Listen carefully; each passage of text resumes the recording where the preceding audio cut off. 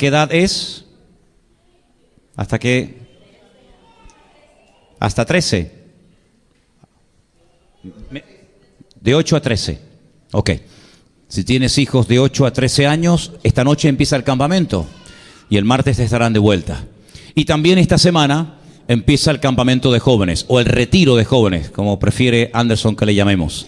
Si eres joven, entre 15 y 60 años, te invitamos a que asistas este año al retiro en el Puerto de la Cruz. Anímese, hermano, anímese, hermana, no importa la edad. Así que por favor ténganlo presente. El jueves igualmente vamos a tener el culto aquí. Aunque hay gente que se va de vacaciones, los jóvenes se van de retiro, el jueves tendremos el culto aquí, Dios mediante, como siempre, a las 7. Y por supuesto el domingo también, ¿vale? Domingo tendremos un culto, yo creo que muy bonito, un culto especial. Los jóvenes vienen del campamento, los niños han tenido su retiro, su campamento también. Y vamos a celebrar de una forma con alegría y con gozo el triunfo, la resurrección de nuestro Señor Jesucristo de entre los muertos. Amén, hermanos. Tenemos un Cristo vivo, no hay que sacarlo de paseo, no hay que sacarlo de paseo, Él está vivo.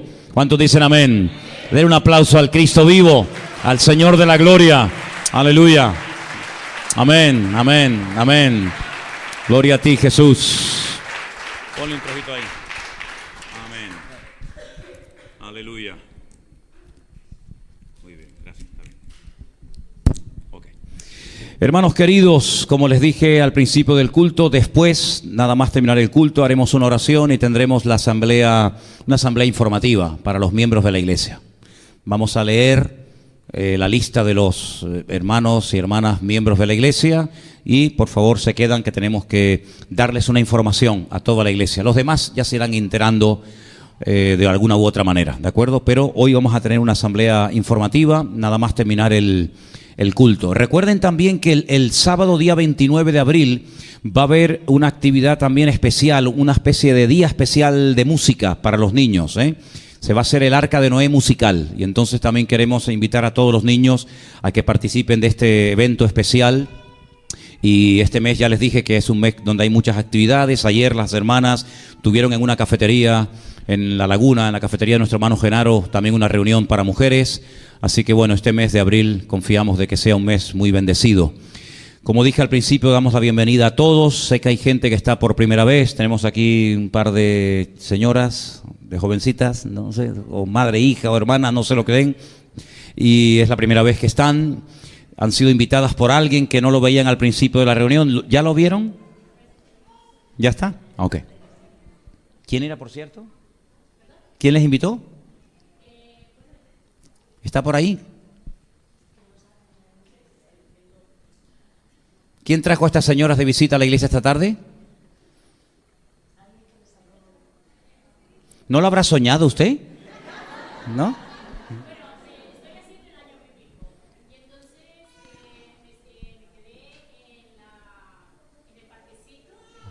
¿Sí? Ah, Juan Carlos. Seas tímido, hombre. Todo el mundo diciendo, ¿y quién será ese señor? Ah, que no las habías visto. Ah, ok.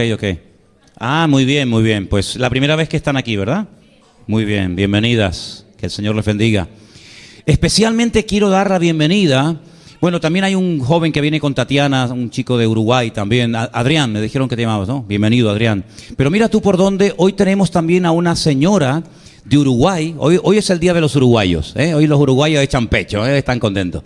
Resulta que estaba por aquí atrás, ahora recién en la alabanza, y se me acercó una señora. Yo le voy a pedir ahora que ella venga un momentito aquí, porque quiero que dé testimonio. Una señora que es de Uruguay y dice, yo les veía a ustedes por internet. Y yo oraba al Señor para que algún día me diera la oportunidad de conocerles personalmente. Y ella está esta tarde aquí, yo no la conozco a ella. Ella sí nos conocía a nosotros y me dijo que su nombre era May. Yo quiero que, doña May, puede pasar un segundito. Vamos a dar un aplauso de bienvenida a esta hermana que viene de Uruguay. Señor le bendiga. Amén. Ayúdenla a subir. Amén. Es una señora, como digo, de Uruguay que nos veía por internet y bueno, las cosas de la tecnología, ¿no? Así que buenas tardes, Dios le bendiga, bienvenida, bienvenida.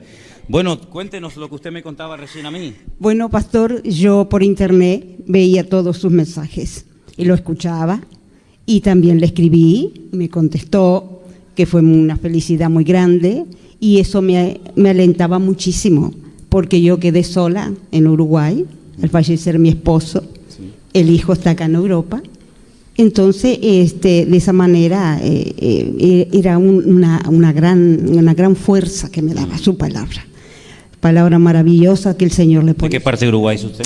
Yo estoy en Montevideo, en Montevideo, sí. Yo nací en Montevideo, pero soy suiza, viví muchos años acá en Suiza. Ajá. Ahora, en este momento, estoy viniendo de Uruguay. Pero ¿cómo nos encontró en internet? ¿Cómo fue? Buscando. El que busca a ella. buscando, pastor, buscando en Tenerife, porque sabía que el hijo ama Tenerife. ¿Sí? Y yo buscaba una iglesia y lo encontré a usted. Bueno. Y fue maravilloso escuchar sus mensajes y ver la iglesia. Y hoy estar aquí donde lo veía. Siempre, noches. Qué bueno, qué bueno. Noches que me ayudaba tanto, pastor. Gloria al Señor, gloria al Señor. Gracias por estar acá, el Amén. Señor. Gracias por visitarnos, es un placer. ¿Va a estar mucho tiempo con nosotros? Pienso que sí, pastor. No se vaya. No. ¿Qué va a hacer usted allá en Uruguay? ¿Qué es aquí, hombre? Exacto, es lo que dice el hijo. Damos un aplauso a nuestra hermana. Gracias. Bienvenida. Un beso. Gracias. Igualmente. Ayúdenme. Amén. Gracias, hermanita. Gracias. Qué bueno, ¿no? Gloria a Dios. Le escribí y todo y no sabía con quién me estaba escribiendo, pero bueno, las cosas del Señor. Los chicos pueden pasar ya a las clases, los pequeñitos, y los demás nos quedamos aquí. También hay un chico allá atrás que viene por primera vez con Elizabeth también, ¿verdad? Qué bueno, Dios te bendiga mucho, me alegro. Eduardo, ¿sí? Eduardo. Bueno, gracias al Señor. ¿Están contentos, hermanos? ¿Contentos? Amén. Con la que está cayendo por ahí afuera, como para no estar contentos nosotros, ¿verdad? El mundo se ha vuelto loco, hermanos. El mundo se ha puesto al revés. Tremendo, ¿verdad? Si nos dijeran hace unos años atrás las vueltas que daría el mundo y la vida, no le hubiéramos creído, ¿verdad? Pero el Señor ya lo dijo hace 2000 años, que la maldad se multiplicaría. ¿Quién se iba a imaginar que una madre o un padre fuera capaz de asesinar a sus hijos? Eso es algo que una persona dice, eso no puede ser. Pues se dan casos así, hermanos, ¿verdad? Ahora bien, yo les he pedido durante esta semana que leyeran el hermoso libro de Ageo. Hagai se llama en hebreo este libro. Hagai significa en hebreo festivo, alegre, júbilo.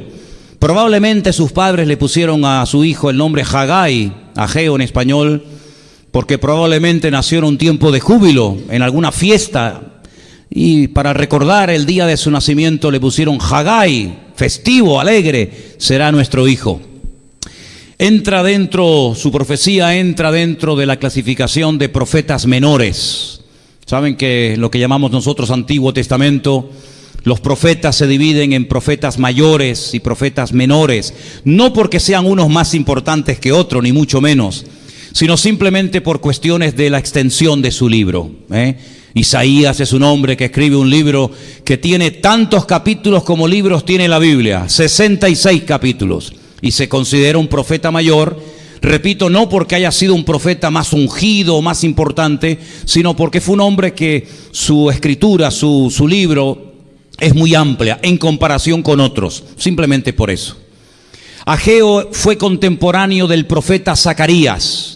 Si ustedes han leído o piensan leer, Dios mediante, el libro de Esdras, van a encontrar que el sacerdote Esdras, hay momentos en los que dice que en aquellos tiempos en los que se estaba reconstruyendo, reedificando las murallas, la ciudad de Jerusalén y el templo, apareció por allí un profeta llamado Ageo y otro llamado Zacarías. Así que entre ellos trataban de animar, de exhortar y de edificar al pueblo para que se pusieran manos a la obra y la obra se pudiera terminar con éxito. Pero hoy nos toca analizar y estudiar y exprimir un poco la profecía de este gran hombre de Dios, el profeta Ageo. Vayamos al capítulo 1, capítulo que se leyó esta tarde, por cierto. Y permítanme decirles que en el versículo 1 se menciona al famoso rey Darío, el rey Darío. Este no es el Darío que aparece en el libro de Daniel, Este es otro, tiene el mismo nombre, este es Darío II. Hay 3 nombres que ustedes sería bueno que se aprendieran en esta tarde, es muy fácil: Ciro, Cambises y Darío. Fácil, ¿no? Primero era Ciro, Cambises y Darío. El rey Ciro nació con un propósito divino. Antes de su nacimiento, un profeta había recibido una revelación de parte de Dios de que en algún momento de la historia nacería un niño y sus padres le pondrían por nombre Ciro. Qué cosa, ¿no? Le podían haber puesto cualquier otro nombre. Pero esta profecía, lógicamente, se escribió antes de y no después de haberles puesto el nombre, si no, no tiene gracia. Cientos de años antes de que este rey naciera, el profeta Isaías recibió la revelación de que algún día existiría en el planeta Tierra, en la historia de la humanidad, un hombre que sería rey y le pondrían por nombre Ciro. Este rey Ciro derrotó al imperio babilónico en el año 539 antes de Cristo. Fue un rey muy importante y fue un rey muy bueno. En el 538 antes de Cristo, es decir, un año después de haberse proclamado rey y de haber vencido al imperio de Babilonia, al rey Nabucodonosor, él firma un edicto, y en ese edicto él le permite a los judíos que estaban cautivos en Babilonia regresar a su país. Habían estado cautivos, ustedes recordarán, 70 años, y les permite no solamente regresar a su tierra, sino reconstruir la ciudad de Jerusalén que estaba destruida, volver a construir las murallas y sobre todo volver a reconstruir el templo de Jerusalén, que en aquel momento era la casa de Dios.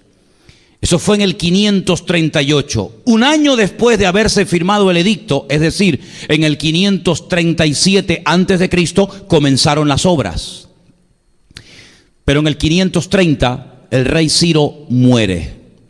Y las obras se detienen porque su hijo, que era todo lo contrario a su padre, el rey Cambises, era un tirano, era cruel, no era absolutamente nada parecido a su padre, decidió invadir Egipto. Y claro, si ustedes están un poquito informados sobre el tema de geografía, se darán cuenta de que para ir a Egipto había que cruzar evidentemente por la tierra de Judá o por el territorio de Israel. Y entonces lo que hace es que oprime y le impone a la fuerza unos impuestos a la gente que ya habían retornado del cautiverio tremendos. Los oprime, les complica la vida porque él quiere que los judíos le financien todos los gastos que se van a producir en el campo de batalla en Egipto. Las armas, el desplazamiento, la comida, los soldados, etc. Y entonces aquellas obras que se habían iniciado con tanta ilusión y con tanta expectativa se detienen. Y durante 18 largos años no se vuelve a poner ni una sola piedra en el templo de Jerusalén. Hasta que el rey Darío, el que se menciona en el capítulo 1, versículo 1, y lo leo: en el año segundo del rey Darío, en el mes sexto, en el primer día del mes, vino palabra de Dios por medio del profeta Ageo a Zorobabel. Fijaros, Zorobabel termina con la palabra Babel, que significa confusión. Zorobabel significa nacido en Babilonia, nacido en Babel. Y entonces este era hijo de un tal Salatiel y era el gobernador de Judá, y también había en aquellos tiempos un sumo sacerdote llamado Josué, hijo de Josadat. Así es que no es hasta el reinado del rey Darío que se vuelve otra vez a reconstruir el templo. Pero escuchen lo siguiente, si ustedes han leído detenidamente el libro de Ageo durante esta semana, cuando el profeta Ageo aparece en escena, él se encuentra a un país arruinado económicamente hablando. El país está pasando una crisis sin precedentes. Ya han vuelto del cautiverio, pero eso no significa de que la vida fuera fácil. Están la mayoría de la gente agobiados en una crisis económica tremenda. Una sequía se ha apoderado del país, los agricultores están desesperados, los agricultores, los ganaderos, ni te cuento. Y esto ha traído una desmoralización del pueblo. No solamente hay una crisis a nivel político o a nivel económico, sino que espiritualmente hablando, el país está en una depresión espiritual sin precedentes. Y esto lo que ha traído es una frialdad, un pasotismo, una indiferencia hacia las cosas del Señor, que lo que la gente ha hecho es lo que lamentablemente hoy en día es la norma. Sálvese quien pueda. Si yo estoy bien y a mí me va bien la vida, no me interesa nada más. Esa era la actitud de la sociedad en los tiempos del profeta Ageo. Una sociedad donde lo primero soy yo y lo segundo también. Y Dios, si tengo tiempo me acordaré de Él, y si no, pues lo lamento mucho, que siga esperando. Cuando el profeta Ageo aparece y observa cómo está el país y cómo la gente ha perdido el entusiasmo, el fervor, la fe, han abandonado toda vida espiritual y toda comunión con el Señor y están deprimidos espiritualmente hablando, les dice: ¿sabéis una cosa? Todo esto tiene remedio y el remedio está en vuestras manos. No penséis que esto es algo que ya no va a cambiar nunca. No. Y el profeta Ageo tiene una característica, cada profeta tiene la suya evidentemente, pero este hombre era muy directo, muy fácil de entender. No es como otros profetas que los lees y te cuesta un poco entender o interpretar lo que intentan decir. Ageo no. Ageo es un profeta muy claro, muy sencillo, muy directo, va al grano. Y les dice: ustedes se han autoengañado con la siguiente declaración. La encontramos en el versículo 2. El pueblo decía: aún no ha llegado el tiempo de reconstruir, de reedificar la casa de Dios. Y todo el mundo, a base de repetir y de repetir esta gran mentira, terminó creyendo en esta mentira. Y una mentira no se convierte en verdad por mucho que la repitas o por mucho que la compartas, seguirá siendo mentira. Pero ellos terminaron convencidos y creyéndose de que era una situación, bueno, digamos de tipo natural, es una etapa mala de la vida. Pero mientras tanto lo que vamos a hacer es vivir de una forma egoísta, pensando única y exclusivamente en nuestros propios intereses personales o particulares. El profeta Ageo les dice: hay algo que no entiendo de vuestra forma de hablar, de vivir y de pensar. Y es que estáis convencidos y habéis repetido hasta la saciedad que aún no ha llegado el tiempo de meterle mano a la obra de Dios, pero sin embargo observo que vuestras casas son espectaculares. Observo que para vuestras cosas sí hay tiempo, para vuestros negocios, para sembrar, para cosechar, para construir hermosas casas aterzonadas. Sin embargo, para las cosas de Dios no tenéis el mismo ímpetu, la misma fuerza y el mismo entusiasmo. ¿Y sabéis por qué sembráis mucho y recogéis prácticamente nada? ¿Sabéis por qué la lluvia se ha detenido? ¿Sabéis por qué el país va de mal en peor? No es por culpa de los enemigos, porque a decir la verdad, ningún enemigo les estaba atacando. No es que estaban en plena guerra, y claro, lógicamente en guerra, la economía es de guerra, y la presión es tremenda, hay que racionar el agua, racionar la comida. No eran tiempos de guerra, eran tiempos, entre comillas, de bonanza, de calma, de paz. Ya eran libres, ya no estaban otra vez oprimidos en Babilonia.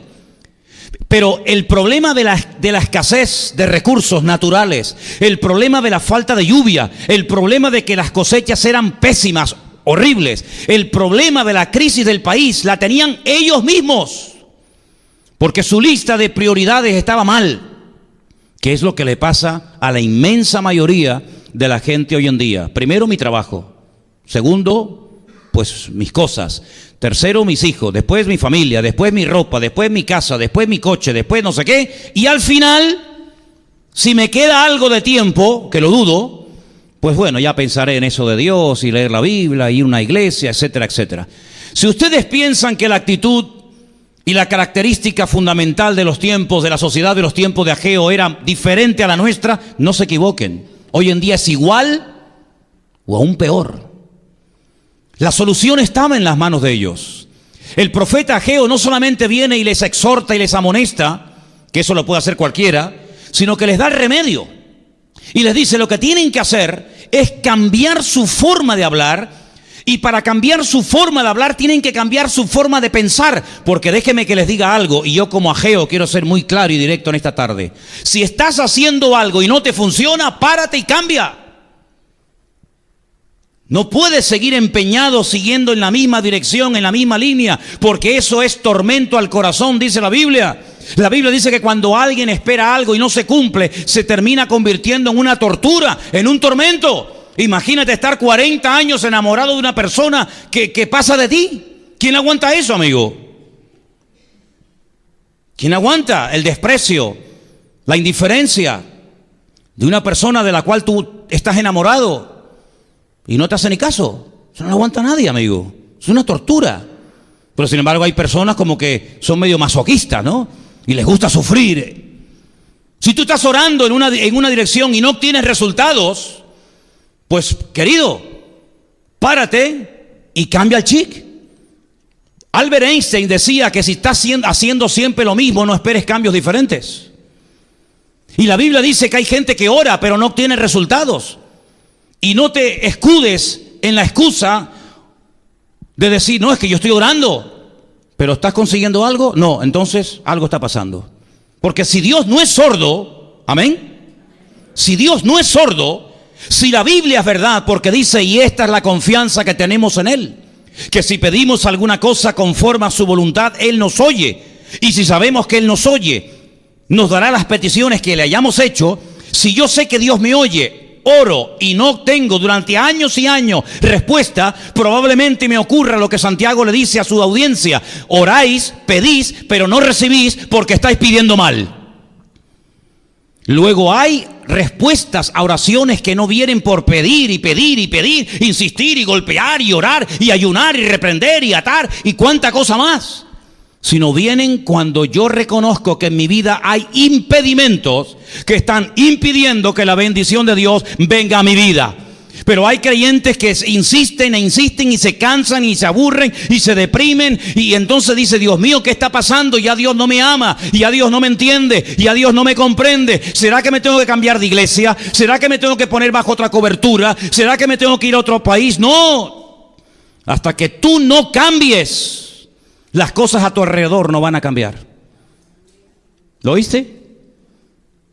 Hasta que tú no cambies tus actitudes, tu forma de hablar, tu forma de reaccionar, tu forma de pensar, tu forma de orar, tu forma de vivir. Hasta que tú no cambies, no esperes que los demás cambien. Pero a veces somos tan torpes y nos engañamos a nosotros mismos diciendo, si cambiara mi marido, si cambiara mi mujer, si yo tuviera otro trabajo, si yo fuera más guapo, si yo fuera más gordo, si yo fuera más alto, si yo viviera en otro país, y siempre estamos tratando de autoconvencernos de que el problema no está en mí. El problema siempre está o en el diablo, o en el gobierno, o en mi mujer, o en sabe Dios quién. Y Ageo apunta a la línea de flotación del pueblo y dice, no, queridos, no, lo estáis haciendo mal. Hasta que no cambiéis vuestra forma de pensar, vais a seguir R que R con lo mismo. No es el tiempo, no es el tiempo. ¿Quién os dijo a vosotros que no es el tiempo? ¿De dónde viene esa palabra?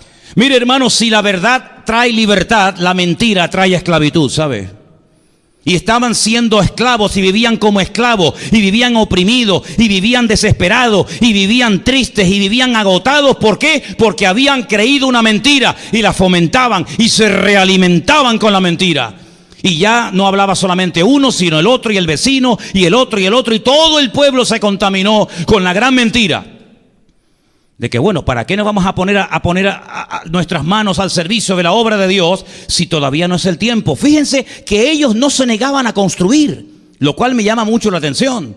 Ellos no le dijeron, mira, nosotros no vamos a trabajar en la reconstrucción del templo, no nos interesa el tema, no. Ellos no están en una actitud de decir, no vamos a reconstruir, sino ellos lo que están es posponiendo sus responsabilidades personales. Y las responsabilidades personales son intransferibles. Nadie puede humillarse por ti, nadie puede pedir perdón por ti, nadie puede dejar sus ataduras por ti. Cada uno tiene su responsabilidad delante del Señor. ¿Cuántos dicen amén? ¿Puedes cambiar de iglesia? Cámbiate. Hay gente que está toda la vida saltando de iglesia en iglesia. ¿No conocéis gente así? Aquí en Tenerife hay gente ahora aquí, ahora allá, ahora Manolo, ahora Parico, ahora Palote. Se han recorrido todas las iglesias. ¿Han cambiado ellos? ¿Están mejor? No. Porque el problema no está en la iglesia, el problema no está en el pastor, el problema no está en los demás. El problema muchas veces está dentro de nosotros mismos. Pero a veces nuestro orgullo, nuestra ceguera, nuestra falta de discernimiento espiritual nos hace llegar al punto de decir como el apóstol Pablo, miserable de mí. No dijo malditos romanos, malditos judíos que me están todo el día complicando la vida, desgraciados. No dijo miserable de mí. Yo soy el que tengo el problema y hasta que yo no solucione mi problema particular, olvídate, aunque vivas en el paraíso. Si en el paraíso no tienes comunión con Dios, serás un desgraciado viviendo en el paraíso. Porque el problema no está en el ambiente, el problema está en que yo me he dejado absorber por el ambiente o yo he creado un ambiente ficticio en el cual me muevo y en el cual me realimento día a día. Así que las circunstancias a tu alrededor pueden cambiar. Sí, te puedes casar con Brad Pitt, hermana. Sí. Cásate con Brad Pitt, ya verás. Puedes cambiarte de casa. Puedes irte a vivir a la mejor mansión de la isla o de donde tú quieras. Si hay problemas personales y cosas que tú tienes que tomar decisiones y cambiar, hasta que tú no lo hagas, vayas a donde vayas, tus problemas te perseguirán y se aumentarán de día en día. Tenemos generalmente la tendencia los seres humanos, incluidos los cristianos, porque no dejamos de ser humanos por muy cristianos que nos llamemos, de saber generalmente lo que la gente que nos rodea deberían de hacer y no hacen. Creo que les conté una vez, que en Tomé Cano me encontré una vez con un señor que en 10 minutos me dio un estudio bíblico condensado, comprimido. Me dijo, los pastores no pueden hacer esto, ni esto, ni esto, y los pastores deberían de ser así, así, así, porque los pastores, y me dio un estudio impresionante de cómo deberían ser los pastores. Y cuando terminó le dije, ¿terminaste? Sí, digo, oye, fenómeno, ¿eh? Si fueras pastor, serías el mejor pastor de la tierra. Qué pena que para tu vida no lo tengas tan claro.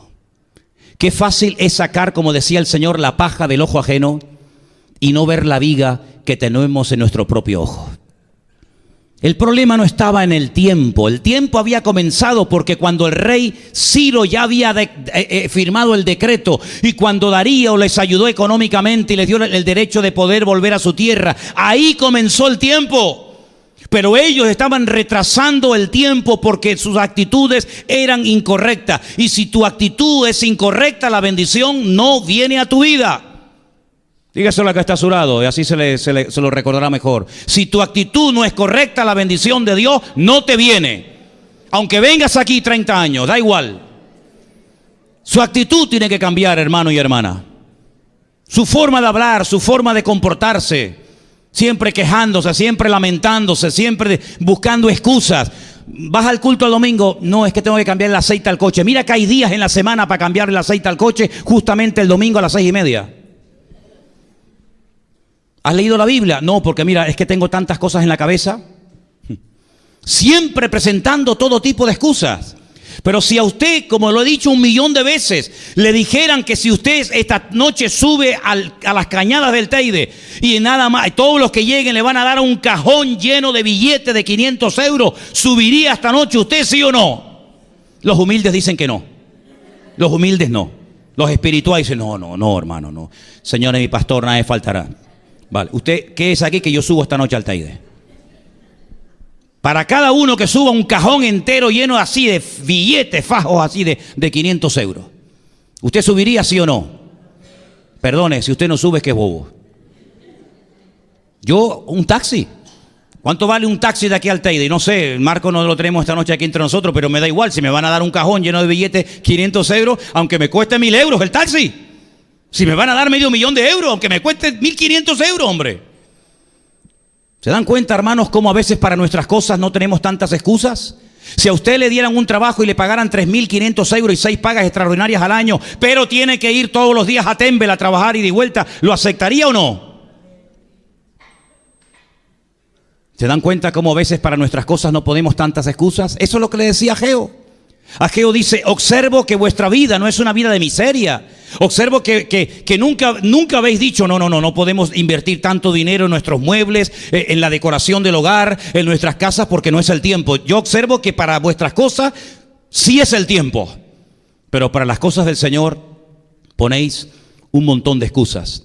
Es interesante notar porque en el capítulo 1, versículo 6 de este capítulo dice, sembráis mucho y recogéis poco. Bueno, teóricamente el que siembra mucho debería de cosechar mucho, pero se rompía la ley porque la actitud es lo que marca la diferencia. Si usted siembra mucho, lo normal es que recoja mucho, pero en el caso de ustedes es al revés.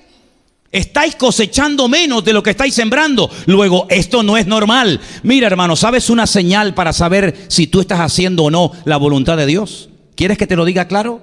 Cuando tú haces lo que la Biblia dice y no te funciona. Si yo siembro un saco de papas, nunca recogeré un saco de papas. Recogeré mucho más de lo que he sembrado, ¿sí o no? Bien, eso es normal. Si usted ora y vive según lo que dice la palabra de Dios, o hace según desde su punto de vista lo que dice la palabra de Dios, y no hay resultados de lo que la palabra promete, el problema no está en lo que la Biblia dice. El problema es que probablemente haya una actitud en su vida que está frenando y deteniendo la bendición de Dios. ¿Quiere que le ponga ejemplos? ¿Quiere que le ponga ejemplos para que nos entendamos mejor? Venga, vamos a poner ejemplos. Así a través de los ejemplos aprendemos. El Señor dijo, si vas al altar a ofrendarle algo al Señor y allí te acuerdas de que tu hermano tiene algo contra ti, deja tu ofrenda en el altar, ve y reconcíliate con tu hermano y después ven y presenta la ofrenda. ¿Qué le parece? ¿Le gusta ese? ¿Le gusta? Es decir, ¿de qué sirve de que quieras llevarte bien delante de Dios si después con tu prójimo y con tus semejantes no los puedes ver ni en pintura? Reconciliarte con su hermano. La palabra reconciliar es el mismo término en griego que se utiliza para remendar. Lo que hacían los pescadores cuando venían de la mar, cuando venían de la pesca, era remendar las redes, porque a veces con una piedra, bueno, aquí tenemos un pescador que voy a contar yo de peces. A veces las redes se rompen, a veces las redes se deterioran y hay que repararlas. ¿Para qué? Para que cuando vuelvas otra vez a echar la red, no estés perdiendo el tiempo, mijo. Entonces dice, restaura la relación, arregla lo que a ti te corresponda arreglar y luego ven y presenta la ofrenda. En otras palabras, si tu relación horizontal no funciona, tu relación vertical tampoco. Es más, la Biblia dice, si no perdonas a los hombres sus ofensas, tampoco vuestro Padre Celestial os perdonará vuestras ofensas, vuestros pecados. Es algo recíproco. Siembro y cosecho. Cosecho porque siembro, ni más ni menos. Pongamos otro ejemplo. ¿Se acuerdan ustedes cuando el pueblo de Israel ataca la ciudad de Jericó? ¿Qué hicieron? Nada, simplemente obedecer. Bueno, nada, obedecieron. Dando vueltas durante una semana. El último día, 7 vueltas más. Se quejaron, protestaron, cuestionaron la orden, dijeron, pero esto es una tontería, ¿qué estamos haciendo aquí? Y venga vueltas con el calor que hace aquí en medio de la llanura del Jordán, el calor tremendo. No cuestionaron al Señor, se sometieron, obedecieron, cayeron o no cayeron las murallas de Jericó. Cayeron, amigos, se desplomaron, así, ¡fum!, sobre sí mismas, como las Torres Gemelas. A los pocos días van a atacar un pequeño pueblo. ¡Ay! Josué dice, no hace falta que vaya todos los soldados, no hace falta que vaya todo el mundo porque es una cosa pequeña, insignificante y esto es pan comido. Total, ya cayó la grande, la chica, hacen el ridículo, caen soldados muertos. Ese día Muchos niños quedaron huérfanos de padre. Ese día mujeres en Israel quedaron viudas, perdieron su marido. Josué se rasga las vestiduras y le dice: Señor, esto no es lo que tú me has prometido. Esto no funciona, esto no es así. Esto no es que una de cal y una de arena. Hoy ganamos, bueno, mañana perdemos. No importa, después volvemos a ganar. No. Todo te saldrá bien, dice Josué capítulo 1, ¿sí o no? Si no te apartas ni a diestra ni a siniestra, sino que en la ley del Señor medites de día y de noche, todo te saldrá bien. ¿Y por qué hemos perdido? ¿Por qué hemos hecho el ridículo? ¿Por qué el enemigo se ha burlado de nosotros en nuestra propia cara? Y el Señor le dice: dile al pueblo que mañana temprano en la mañana empiecen a desfilar todos en fila india, de uno en uno delante de ti. Estamos hablando de casi 2 millones de personas, que no es una broma. Llegó un momento en el que el Señor le dijo: para, ese hombre que se llama Acán, como el Señor lo sabía, lo que nadie se había dado cuenta, el Señor lo vio. Y le dijo: tú diste la orden, yo di la orden a través de ti de que nadie tomara cosas de la ciudad de Jericó. Toda la ciudad tenía que ser destruida. Ya habrá momentos para tomar el botín, pero Jericó es como la primicia, todo para el Señor. Y este hombre ha desobedecido una orden divina. Este hombre ha tomado ropas, ha tomado cosas que no le correspondía y las ha llevado a su casa en presencia de su familia, las ha escondido creyendo que su pecado pasó desapercibido, pero cuando no hay arrepentimiento, lo oculto sale a la luz. Así que quítame a este perverso de en medio. Cuando quitaron el cáncer, cuando quitaron el problema, dice: ahora levántate y vete a atacar otra vez la misma ciudad que ayer perdiste. Y ganaron la guerra. Porque la promesa era: todo lugar que pise la planta de vuestro pie será vuestro. Si eso es verdad, si el Señor verdaderamente ha prometido estar conmigo, no importa que ya Moisés haya muerto, no importa que yo sea un nuevo pastor, no importa que sea un desafío nuevo, no importa. La promesa del Señor es que nadie me podrá hacer frente en todos los días de mi vida. Allí aprendieron algo. Y nosotros también tenemos que aprender algo. Cuando hay desorden, cuando hay malas actitudes, cuando hay malas palabras, cuando no hay santidad, cuando hay pecado en nuestra vida, la bendición de Dios se aparta de nosotros. Por muy cristianos que nos llamemos, por mucha Biblia que leamos, si su vida no está en orden delante del Señor, no tiene usted ningún derecho, no puedes tener ninguna esperanza o ilusión de que la bendición de Dios te encuentre donde esté, sino al contrario. El Señor es galardonador ¿de quién? De los que le buscan, de los que invocan con santidad su nombre. Y la Biblia dice que entonces el bien y la misericordia me seguirán todos los días de mi vida. Si yo oro y oro y oro y oro y oro y sigo orando y oro y no pasa nada, al contrario, el problema no está que no estoy orando, el problema está que estás orando mal. Lo que pasa es que algunos dicen: pero estoy orando y... Sí, pero es que la oración no es la llave maestra. Hay algunos que lo quieren arreglar todo con oración. ¿Y el perdón dónde lo dejamos? ¿Dónde dejamos la reconciliación? ¿Dónde dejamos el dejar de quejarnos? No, yo oro. No importa que no pueda ver a esta en pintura. No importa que a este, que le deseo hasta la muerte. No importa, yo oro. ¿Pero qué estás diciendo? ¿Qué evangelio le estás inventando? Eso no es lo que dice la palabra del Señor. La Biblia dice que el Señor, cuando lo maldecían, Él no respondía con otra maldición mayor, sino que encomendaba la causa al Señor. No te preocupe tanto lo que hagan los demás, bien o mal, a ti eso no, ni te va ni te viene. Pero cuando te afecta tanto, es porque en vez de tener tu mirada en el Señor, la tienes en la circunstancia. Y entonces te inventas el rollo de que no ha llegado el tiempo, lo cual es falso, porque el tiempo era. El problema es que ellos con su actitud estaban alejando y espantando la bendición de Dios de sus vidas. ¿Cuántos dicen amén? Tengo varias frases que he escrito y las quiero poner ahí por si alguien las quiere escribir o lo que sea. Una de estas frases dice así: la salud no es contagiosa. Dígalo conmigo. La salud no es contagiosa. La enfermedad sí. ¿Usted está sano? Eso no se pega. Eso no se pega. Pero usted entra en una habitación de un hospital donde hay una persona con una enfermedad contagiosa y usted que está sano tiene que tomar medidas preventivas para que la enfermedad no le salpique a usted. ¿Y por qué no es al revés? Si yo estoy sano y entro en la habitación de un tuberculoso, Al entrar y decirle, hola, Dios te bendiga, ¿cómo estás? Recibe, recibe, recibe, recibe. Sí, recibe, recibe, recibe, recibe lo que vas a recibir tú. Él te va a transmitir su enfermedad a ti que estás sano, mi hermano. El sano no transmite salud a nadie, a nadie. El enfermo puede llegar a contaminar. ¿O es que acaso la naturaleza no es un instrumento que Dios puede utilizar en un momento determinado para traer una lección objetiva a nuestra vida? Tiene usted un saco con 100 manzanas, pero tiene una que está podrida. Bueno, son 99 buenas. Yo pienso que las 99 tendrán una influencia tan grande sobre una que al final la mala hará así y se transforma. Hazlo. Y después hablamos. No, tienes que sacar la podrida lo antes posible, porque la podrida contagia y contamina al resto, ¿sí o no? Bueno, pues entonces lo que tienes que hacer es que los que están podridos y los que están en desorden y los que están en pecado y los que están en desobediencia no te contaminen a ti. Tu forma de hablar, tu forma de pensar, tu forma de vivir, tu forma de comportarte, porque si te afectan, entonces aunque ores, tu oración no llega, porque es una oración que sale contaminada. Por el odio, por la venganza, por el resentimiento, por la herida abierta, por la amargura, etcétera, etcétera, etcétera, etcétera. Segunda frase que también quiero compartir con vosotros. La desobediencia es como un muerto que contamina. ¿La leemos?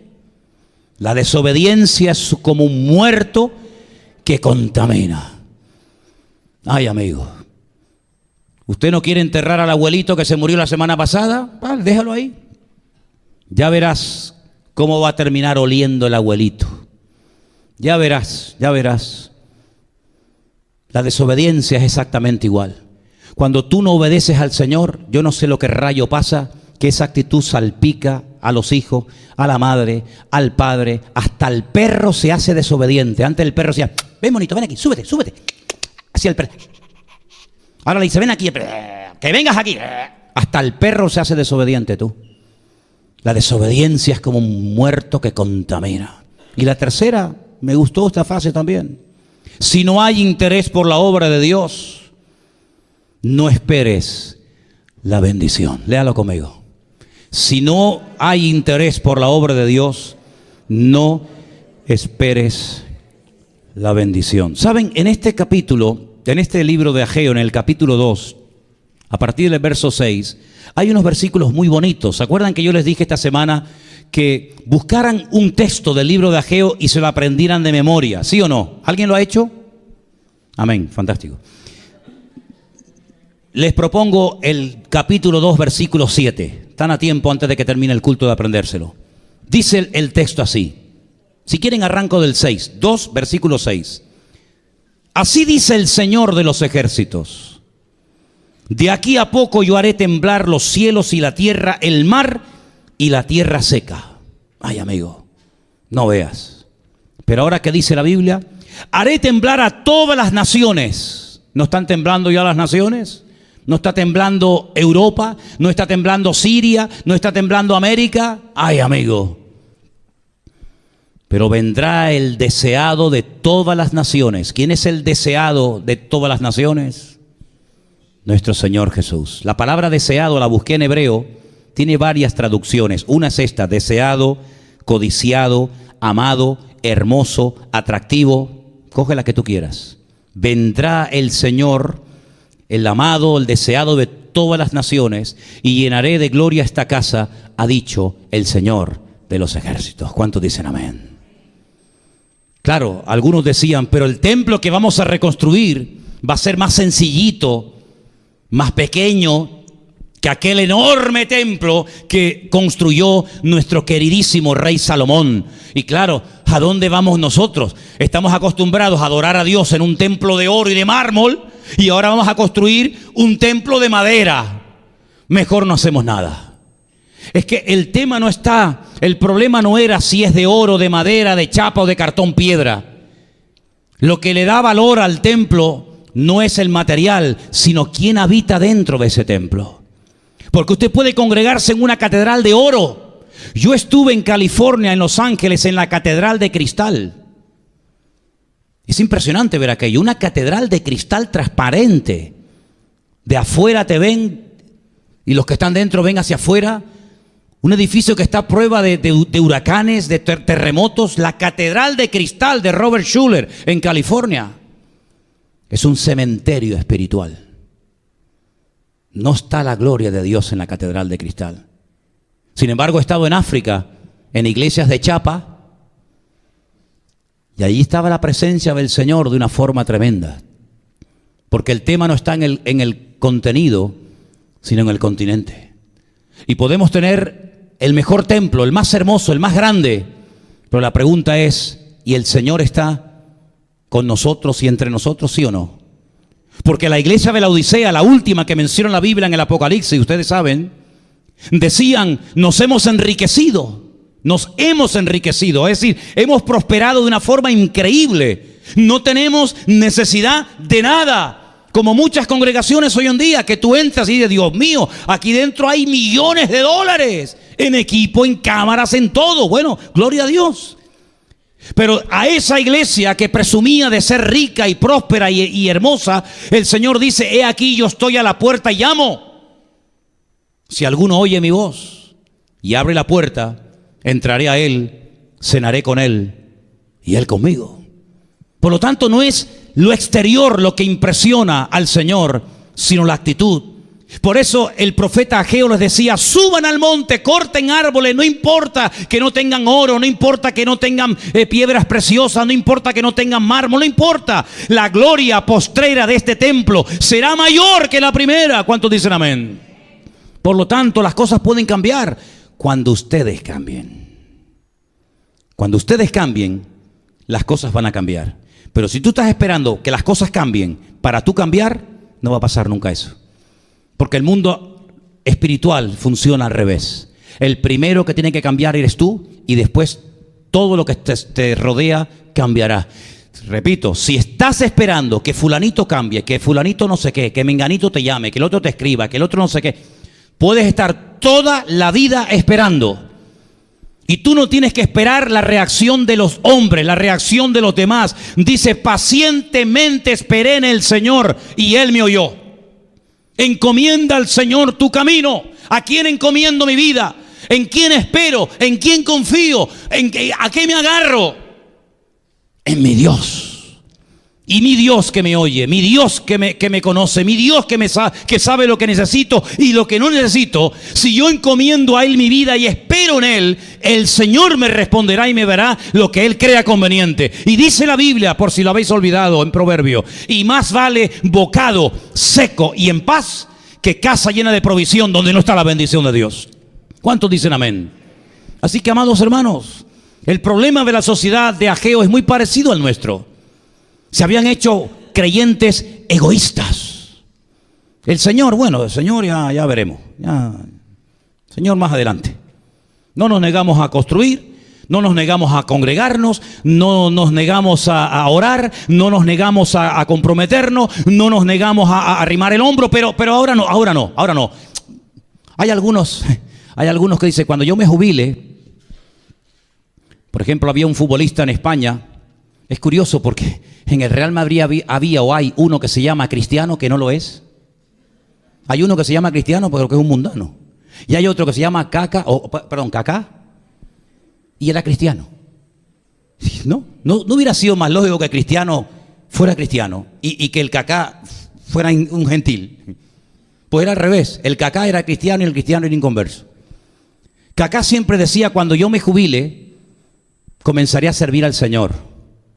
¿No te da vergüenza? ¿No te da vergüenza esperar a que te saquen a patadas de un club de fútbol porque ya no puedes correr para comenzar a servir a Dios? ¿Y todos estos años qué has hecho? ¿Qué has hecho todos estos años en tu juventud? ¿Tienes montada tu vida de tal manera? Primero mi casa, mi coche, el Ferrari, el Maserati, la moto, el helicóptero, el avión, el perro con el collar de oro. Y al final del camino, cuando dice la Biblia, tú no sabes cuánto tiempo te queda, al final del camino dice, me haré pastor. Como si uno decidiera, ¿no? Como si uno decidiera, mañana soy pastor, ahora soy futbolista, ahora soy cantante, mañana soy pastor. Pues eso decía este señor. Esto decía este muchacho. Así terminó, que no lo quiere ningún club de Europa. No sé ni dónde anda. Queridos hermanos, ¿qué nos está enseñando el profeta, o mejor dicho, el Señor, a través de los labios del profeta Ageo? Busquen al Señor en primer lugar. Dicho de otra manera, el Señor lo resumió muy bien en el Sermón del Monte. Buscad primeramente el reino de Dios y su justicia, y todo lo demás vendrá por añadidura. ¿Cuántos dicen amén? Se están desgastando. Lo estáis haciendo todo mal. No porque el sembrar o el trabajar sea malo. No. ¿Quién ha dicho eso? ¿Quién ha dicho eso? Si eres agricultor, pues tendrás que sembrar, mijo. Si eres ganadero, tendrás que llevar las vacas al monte y que... Claro, si no hay nada malo en eso. El problema es que te estás montando tu propia agenda, a tu manera. Y el problema es que en vez de tú seguir al Señor, tú quieres que el Señor te siga a ti y bendiga tu agenda, y bendiga tus sueños, y bendiga tus proyectos. Y Dios no tiene que seguir a nadie. Somos nosotros los que tenemos que seguirle a Él. ¿Cuántos dicen amén? Pero hay gente que no lo entiende. No lo entienden y se autoconvencen de que, bueno, todo tiene su tiempo. Si tú no tienes tiempo para Dios, tú eres un pobre, desgraciado, miserable, ciego y desnudo, decía el Señor a la iglesia de la Odisea. Eso le decía el Señor a una iglesia, sí, pero sin cortarse un pelo. Ustedes no saben nada, miserable, pobre, ciego, desventurado y desnudos. A una iglesia en peso se lo decía. Increíble. ¿Por qué? Porque habían dejado al Señor no sé dónde, ni siquiera se habían dado cuenta. Lo mismo que Sansón. ¿Os gusta el personaje de Sansón? Qué triste, ¿no? Haber tenido un niño milagrosamente, porque su madre era estéril, ¿sabéis, verdad? Haber tenido un niño con esa bendición, con esa presencia del Señor, y terminó su vida dando su fuerza a rameras y a prostitutas. Y al final del camino, cuando ya no le quedaba ni un minuto de vida, le dice al Señor: Señor, si me unges una vez más. Sí, ahora te unjo una vez más. ¿Para qué? Toda tu vida te ungí, toda tu vida estuve contigo. ¿De qué te sirvió? De nada, de nada. Saltando de cama en cama y saltando de mujer en mujer, al final has terminado perdiendo la vista, y al final vas a terminar perdiendo hasta la vida. ¿Por qué? Porque dice que el Señor se apartó de él y ni se había dado cuenta. Tan ciego estaba, que dice que el Señor ya no estaba con él y él ni se dio cuenta. Es increíble, es como perder un hijo y no darte cuenta hasta los 3 días. Decir, ¡ay, el niño! Cuando se pierde un hijo, amigo, te desesperas porque dices, ¿dónde se habrá metido? ¿Verdad? Pues cuando se pierde la presencia del Señor, ¿cómo no se puede dar uno cuenta?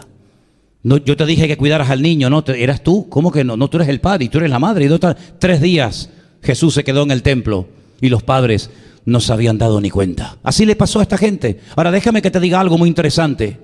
Cuando volvieron del cautiverio en Babilonia, volvieron con dinero, volvieron con riqueza. Pero riqueza que no era para ellos.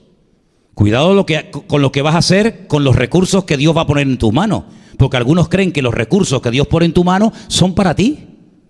¿Y se lo creen? No, es mi dinero, yo lo he sudado, yo lo he trabajado. Soberbio. Eso se llama soberbia. Si no fuera por la mano de Dios, ni el aire que respiramos podríamos respirar a manos. Llegaron cargados de oro, de plata, de dinero. Llegaron cargados de todo del cautiverio.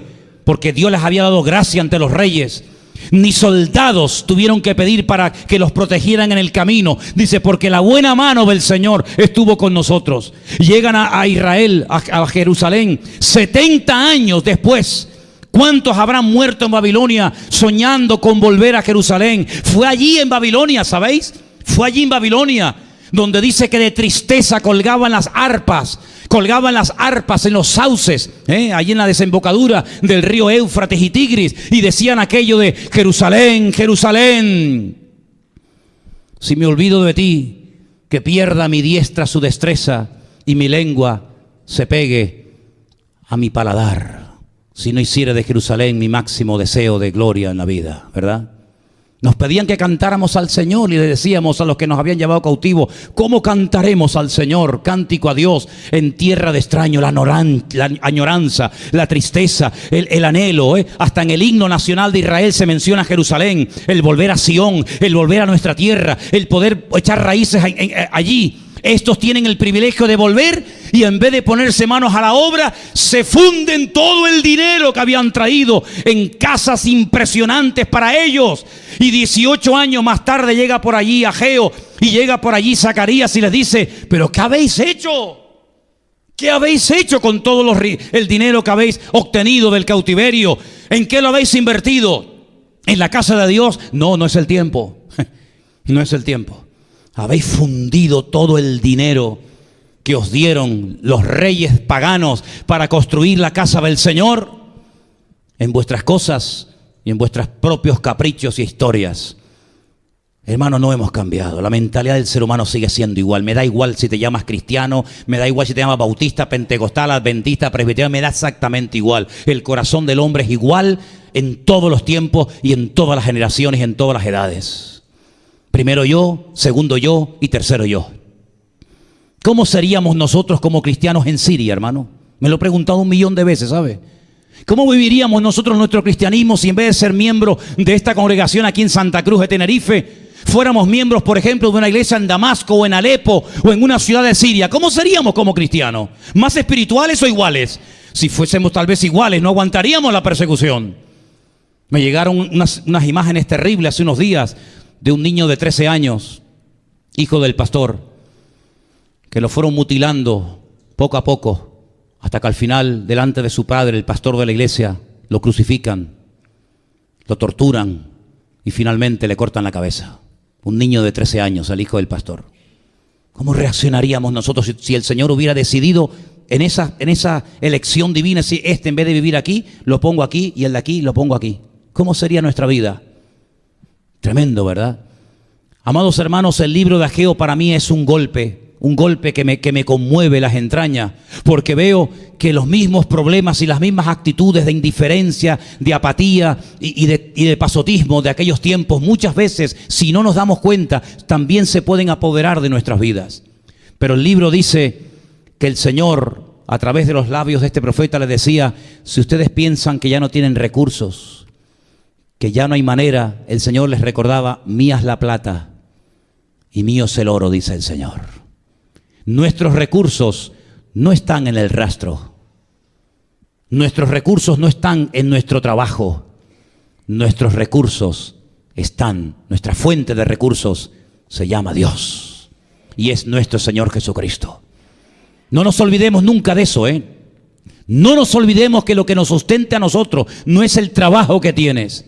Hay gente aquí que trabaja una semana a lo mejor para 30 días y hay gente que trabaja 30 días para sobrevivir una semana. ¿Cómo se come eso? Ay, amigo.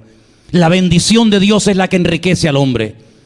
Y he visto hermanos que han aprendido a depender del Señor el día a día y el Señor los sustenta de una forma increíble y maravillosa. Pongamos nuestra confianza en el Señor, porque el remedio está en nuestras manos. Pero hasta que no cambiemos nuestras actitudes, ora lo que quieras, ora todo lo que quieras. La oración funciona cuando hay una serie de condiciones que se dan. Y si esas condiciones no se dan, te puedes reventar orando y tu oración no llega ni de aquí al techo.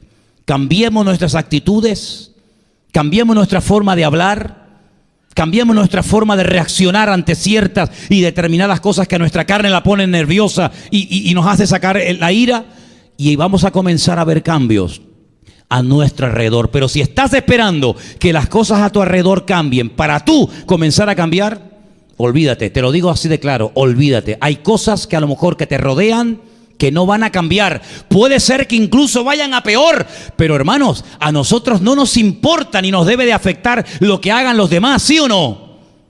A nosotros no nos importa si el país va mejor o va peor. A mí no me afecta si la gente me aplaude o me odia. A mí lo que me tiene que afectar es que el Señor esté conmigo. Y si el Señor está conmigo, ¿quién contra mí? ¿Cuántos dicen amén? Así que hermanos, vamos a orar en esta tarde y pedirle al Señor con todo nuestro corazón que lo que estamos haciendo, lo estemos haciendo bien. Porque si hay algo en nuestra vida, una actitud, una forma de reaccionar ante lo que nos rodea que no es correcta, hermanos, párese, recapacite, como dice la Escritura en 1 Corintios, examínese, pruébese a sí mismo a ver si verdaderamente estamos andando en orden y con la bendición de Dios.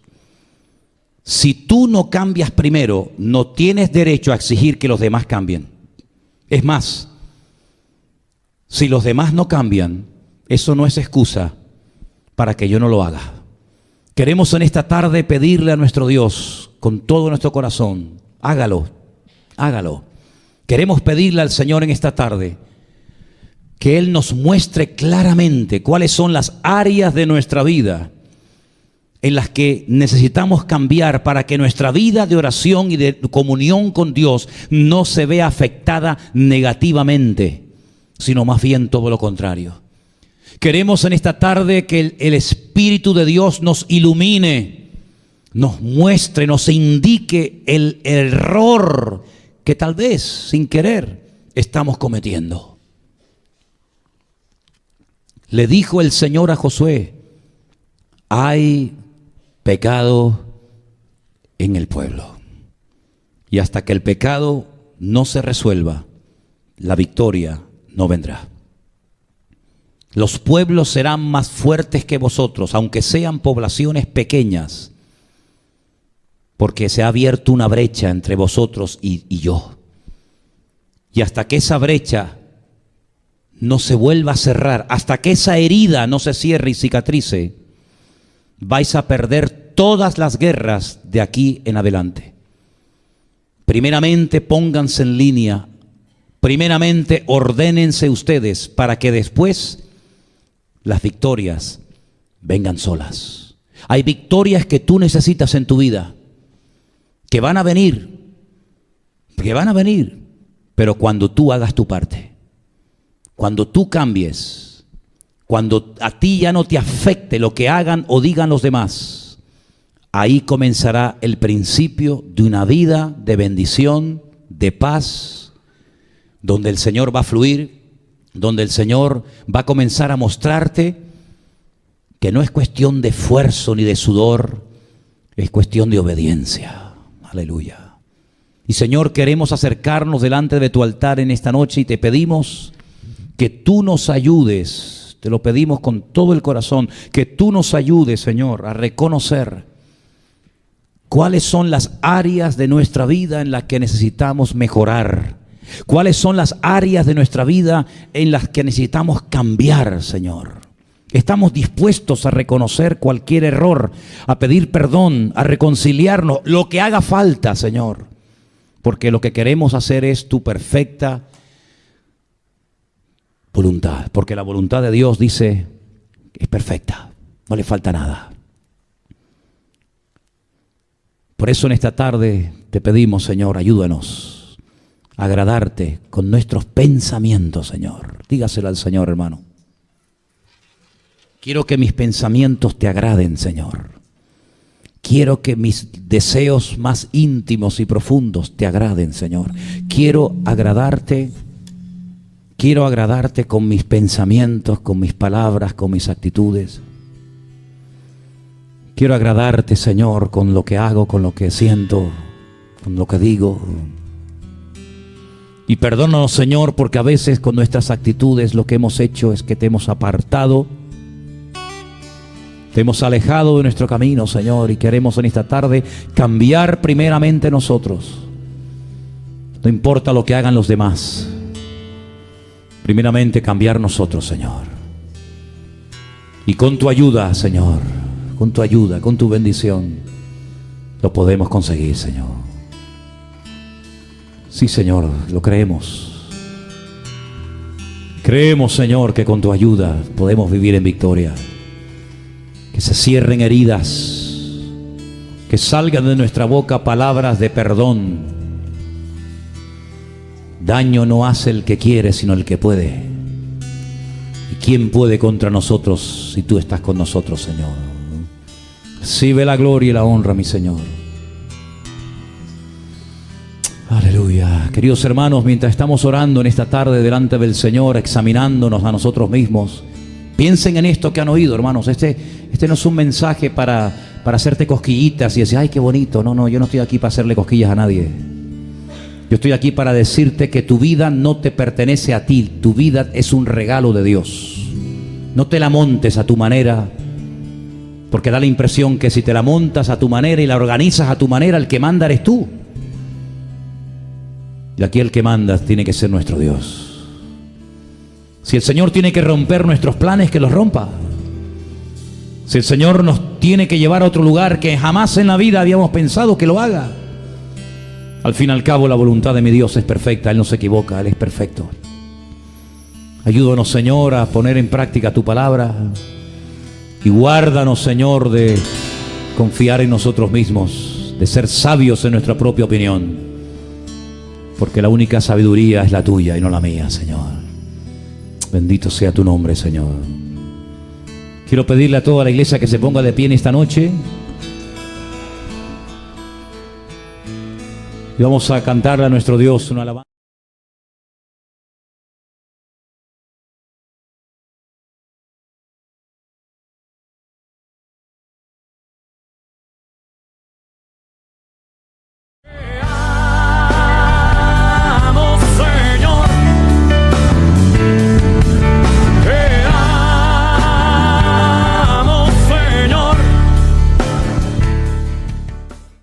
Y no sé si podemos poner ese gráfico, Armando, que te mandé, porque he recibido esta revista, que es una revista que publica la Sociedad Bíblica. La Sociedad Bíblica es una organización a nivel mundial que se dedica, pues, a traducir la Biblia de sus idiomas originales a los idiomas que se hablan hoy en día en el mundo y a distribuirla.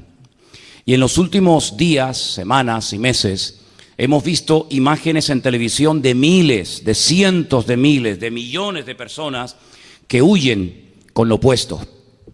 Y muchas de esas personas huyen porque los quieren matar, porque han cometido un tremendo delito, y es el de convertirse a Cristo, el de creer en el Señor. Y esta revista que yo he recibido ayer tiene tantos datos tan interesantes que yo dije, Señor, yo tengo que compartir esto con la iglesia, porque a veces aquí como que vivimos, no sé, en una especie de burbuja, nadie se mete con nosotros, no estamos sufriendo persecución, pero en muchos países nuestros hermanos tienen que huir, dejar su casa, dejar su trabajo, dejar su coche, dejar sus ropas, dejar todo y marcharse con lo opuesto, buscándose la vida. Y esta sociedad, la sociedad bíblica, que por supuesto también aquí está en España, pues se dedica a llevarle Biblias y ayuda material, no solamente espiritual, a todos estos refugiados que hay por el mundo, ¿no? No sé si tenemos ahí el gráfico. Vamos a bajar un poquito la luz para que los hermanos lo puedan ver bien. Yo no sé si se puede ver bien, pero yo les voy a dar unos datos que realmente me llamaron muchísimo la atención. Son 6 países: Siria, Irak, la India, arriba, Egipto, Laos y Nigeria. Fíjense qué datos tan interesantes acerca de cómo la Biblia se está distribuyendo por todas partes del mundo. Después vamos a leer también algunos versículos, ya algunos hermanos les he dado un papelito antes del culto. Por ejemplo, en Siria, el país arriba a la izquierda, a la derecha de ustedes, en el año 2011, se distribuyeron 19.000 porciones de la Escritura. Puede ser la Biblia completa, el Nuevo Testamento, algún evangelio. Total, 19.000 porciones de la Escritura.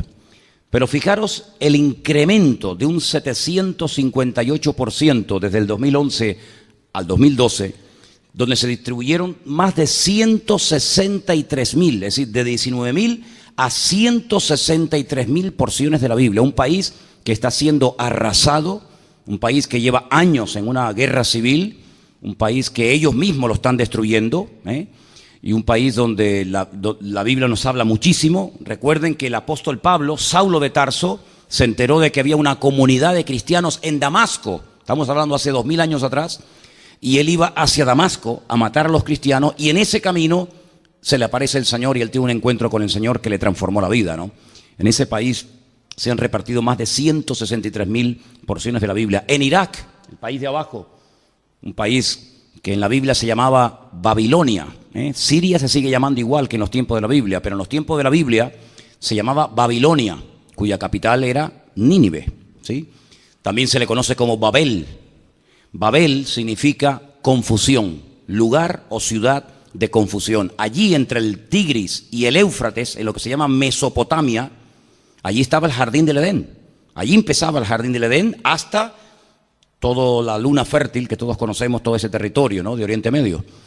Pues en ese lugar donde estuvo el profeta Daniel, donde estuvo el pueblo de Israel cautivo 70 años, y donde hoy en día es un desierto y es un país que está totalmente desarmado, un país que está totalmente destruido en todos los sentidos, pues en el año 2011 se repartieron un poquito más de 28.000, poco realmente, 28.000 porciones de la Biblia. Pero al año siguiente, en el 2012, más de 66.000 porciones de la Biblia. Algunos pensarán que es fácil ir allí y ponerte en una esquina a repartir Biblias, pero nada que ver, ¿eh?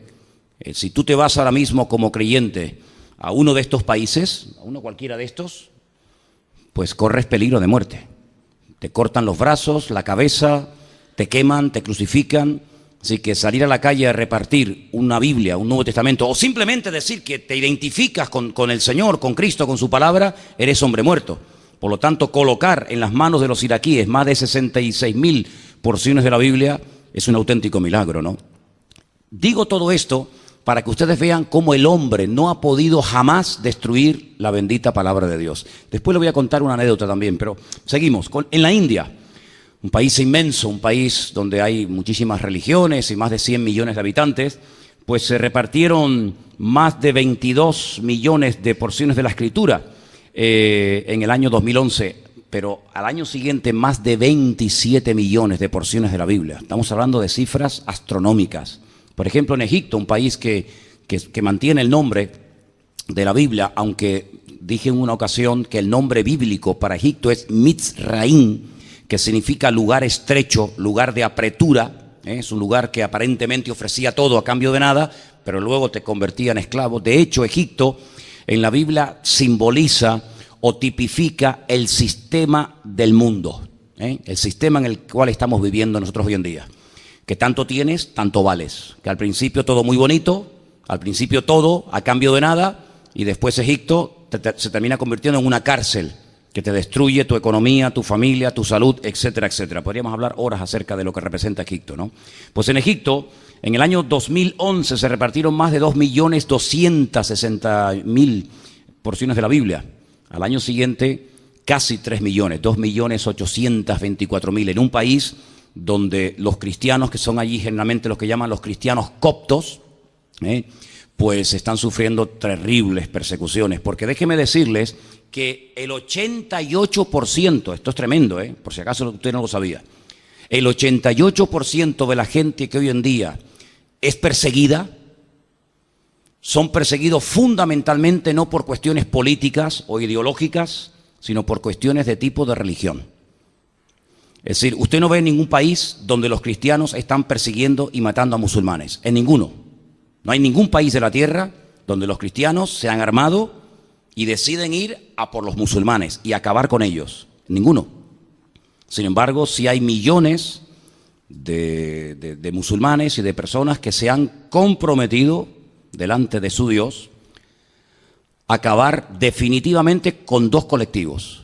Los cristianos, da igual si son evangélicos, bautistas, pentecostales, católicos, porque ellos meten a todos en el mismo saco, y a los judíos.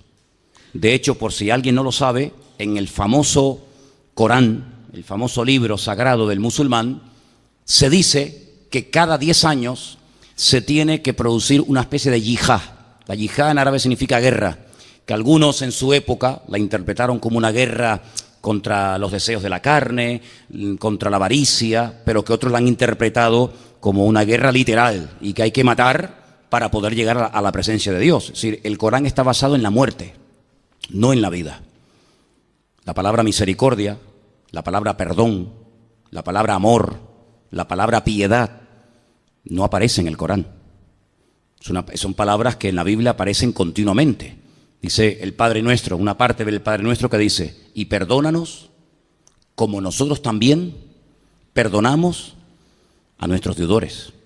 Dice, y bendecid a los que os maldicen, bendecid aunque os digan toda clase de mal contra vosotros mintiendo. Si la Biblia es un libro que te enseña a ir en contra del ego humano, en contra de la venganza, en contra del odio, en contra de la muerte, La Biblia es un culto a la vida, un culto al amor. Dice, porque de tal manera amó Dios al mundo que dio a su Hijo unigénito, a Jesucristo, para que todo aquel que crea en Él no se pierda, mas tenga vida eterna. Sin embargo, en la cultura del Islam es todo, pero al revés. En vez de dar un culto a la vida, es un culto a la muerte, etcétera, etcétera.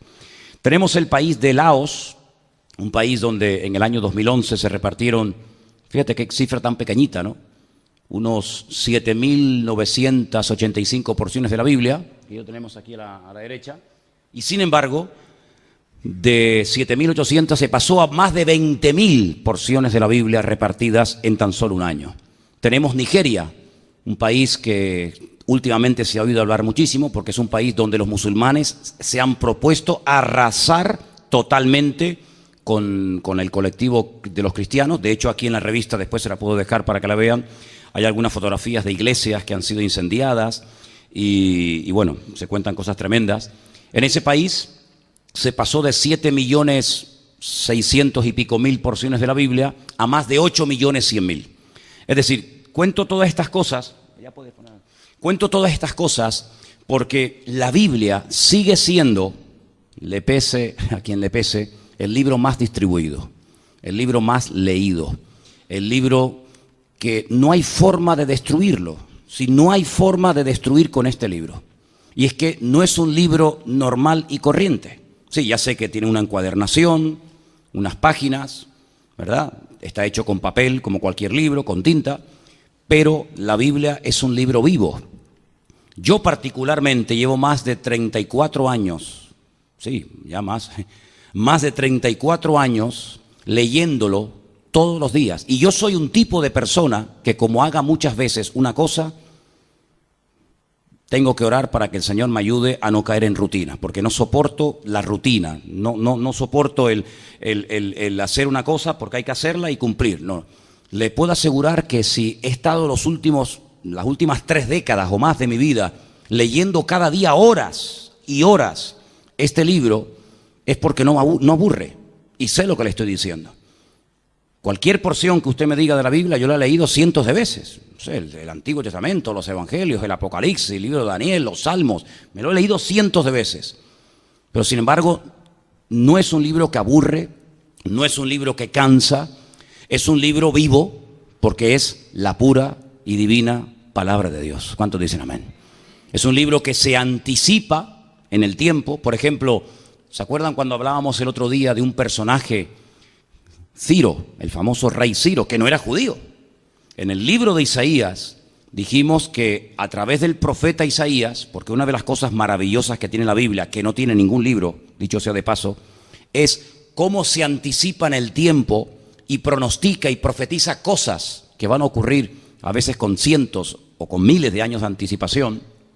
Pues fijaros que se decía 200 años antes del nacimiento de este personaje que iban a ser un hombre que sería un rey importante en el imperio de los medos y de los persas, que sus padres le pondrían el nombre de Ciro y que permitiría a las tribus que estaban en aquel momento cautivas en aquel lugar, que era la tribu de Judá y de Benjamín, volver a su tierra. Pero no solamente les iba a dar la libertad de poder volver a su país, sino que iba a financiar de su bolsillo los costos de todo lo que implicaba reconstruir una ciudad, reconstruir un templo, etcétera, etcétera. ¿Cómo se puede saber esto 200 años antes de que acontezca? Pues así fue. Pero es que ayer justamente estaba leyendo una porción de la cual voy a hablar el domingo, de un profeta que recibe una orden del Señor de ir a un sitio a decir algo, y le dice el Señor: no comas nada, no bebas nada, tú hablas lo que tienes que decir, te das la media vuelta y te vas. Y por el camino vino otro supuesto profeta y le dijo: no, a mí el Señor me dice que sí, que puedes volver, puedes comer, puedes beber agua y no te va a pasar nada. Y bueno, vamos a ver lo que pasó. Y entonces ahí se da una palabra profética que se cumplió 300 años después. Si nos quedamos con la boca abierta con la profecía de Ciro, cuando les cuente el domingo la que le estoy comentando ahora, son 100 años más. Es decir, hay cosas que aún no han ocurrido que ya la Biblia las pronostica. Por ejemplo, Podríamos poner miles de ejemplos, pero no estamos aquí para dar datos y cifras para volvernos locos, sino simplemente para que se den cuenta que esto que tenemos en las manos es algo sagrado, es algo matemáticamente perfecto. Pues en el año 70, escuchen, 70 después de Cristo, no en 1970, en el año 70 después de Cristo, Jerusalén fue destruida, el templo fue arrasado y un emperador romano al poco tiempo le cambió el nombre al país y le dijo: ¿este país cómo se llama? Israel. A partir de ahora no se va a llamar Israel, se va a llamar Filistea. ¿Por qué? Porque lo digo yo. ¿Cómo se llama esta ciudad? Jerusalén, ciudad de paz. De eso nada. A partir de ahora se va a llamar Aelia Capitolina. Y le cambió el nombre al país, le cambió el nombre a la ciudad, destruyó todo, pero la Biblia profetizaba que en un día, esto no ha ocurrido nunca, que en un día ese país como que se levantaría cual ave fénix de las cenizas y se volvería otra vez a parar ante el asombro del mundo y volvería a llamarse Israel y su capital se llamaría Jerusalén, ciudad de paz. Eso fue en el año 70 después de Cristo. ¿Cuánto tiempo pasó? Pues mire, hermano, algunos de los que están aquí a lo mejor ya habían nacido, otros no. Pero en mayo, en el mes de mayo, creo que fue a las 4:30 de la tarde, del año 1948, Israel se levantó otra vez. Y desde 1948 hasta hoy, 2014, ahí hay un país que le pese a quien le pese, le guste a quien no le guste. Ahí hay un país con su bandera, con su himno, con sus costumbres, con sus pros y con sus contras, que se llama Israel, cuya capital se llama Jerusalén. La han intentado destruir, ya te digo, en 5, 6 o 7 veces. 5 países en una guerra, 5 países armados hasta los dientes, se unieron para pelear con ese pequeño pueblo, ese pequeño país, y esas 5 potencias quedaron totalmente destruidas. Hasta el día de hoy no ha levantado cabeza. El 75% de los premios Nobel de la Paz y de todo, de ciencia, de matemáticas, de medicina, todos son procedentes de ese país. El móvil que usted hizo, que usted tiene, ¿quién lo creó? Un judío. La televisión, un judío. La radio, un judío. El internet, un judío. Tantas y tantas cosas, porque dice la Biblia que el Señor bendeciría a esa tierra y bendeciría a todas las naciones del mundo. Un país donde usted puede sembrar en el desierto, hermano, escúcheme bien, en pleno desierto, a 50 grados de temperatura a la sombra, y cosechar las mejores sandías, melones y naranjas del mundo. Pero ¿cómo puede ser esto? ¿Cómo puede ser? Y tú pasas una barrera y estás allí y tienen campos, tienen agua, tienen de todo, y las lechugas están así, están todas podridas. Y te vas aquí, pero en cuestión de 1 metro, de 1 metro. No es que tienes que viajar 200 kilómetros. Pues si viajas 200 kilómetros sales del país. Y cruzas una valla y allí hay una vida, una abundancia, un olor, un aroma. Y aquí medio metro no lo hay. Hermanos, son cosas que la Biblia profetizaba. Y una de las cosas que la Biblia profetiza es que Israel se levantaría y que volvería a reconstruir su templo. Y hay tantas y tantas cosas. Por eso yo siempre digo, lean la Biblia, lean la Biblia. Porque fijaros que incluso hay algunos versículos que se van a leer esta tarde. Y yo quería que se leyeran en alta voz, porque estamos grabando. Escuchen estos versículos, por favor. Tenemos, por ejemplo, en el libro de San Juan, el capítulo 5.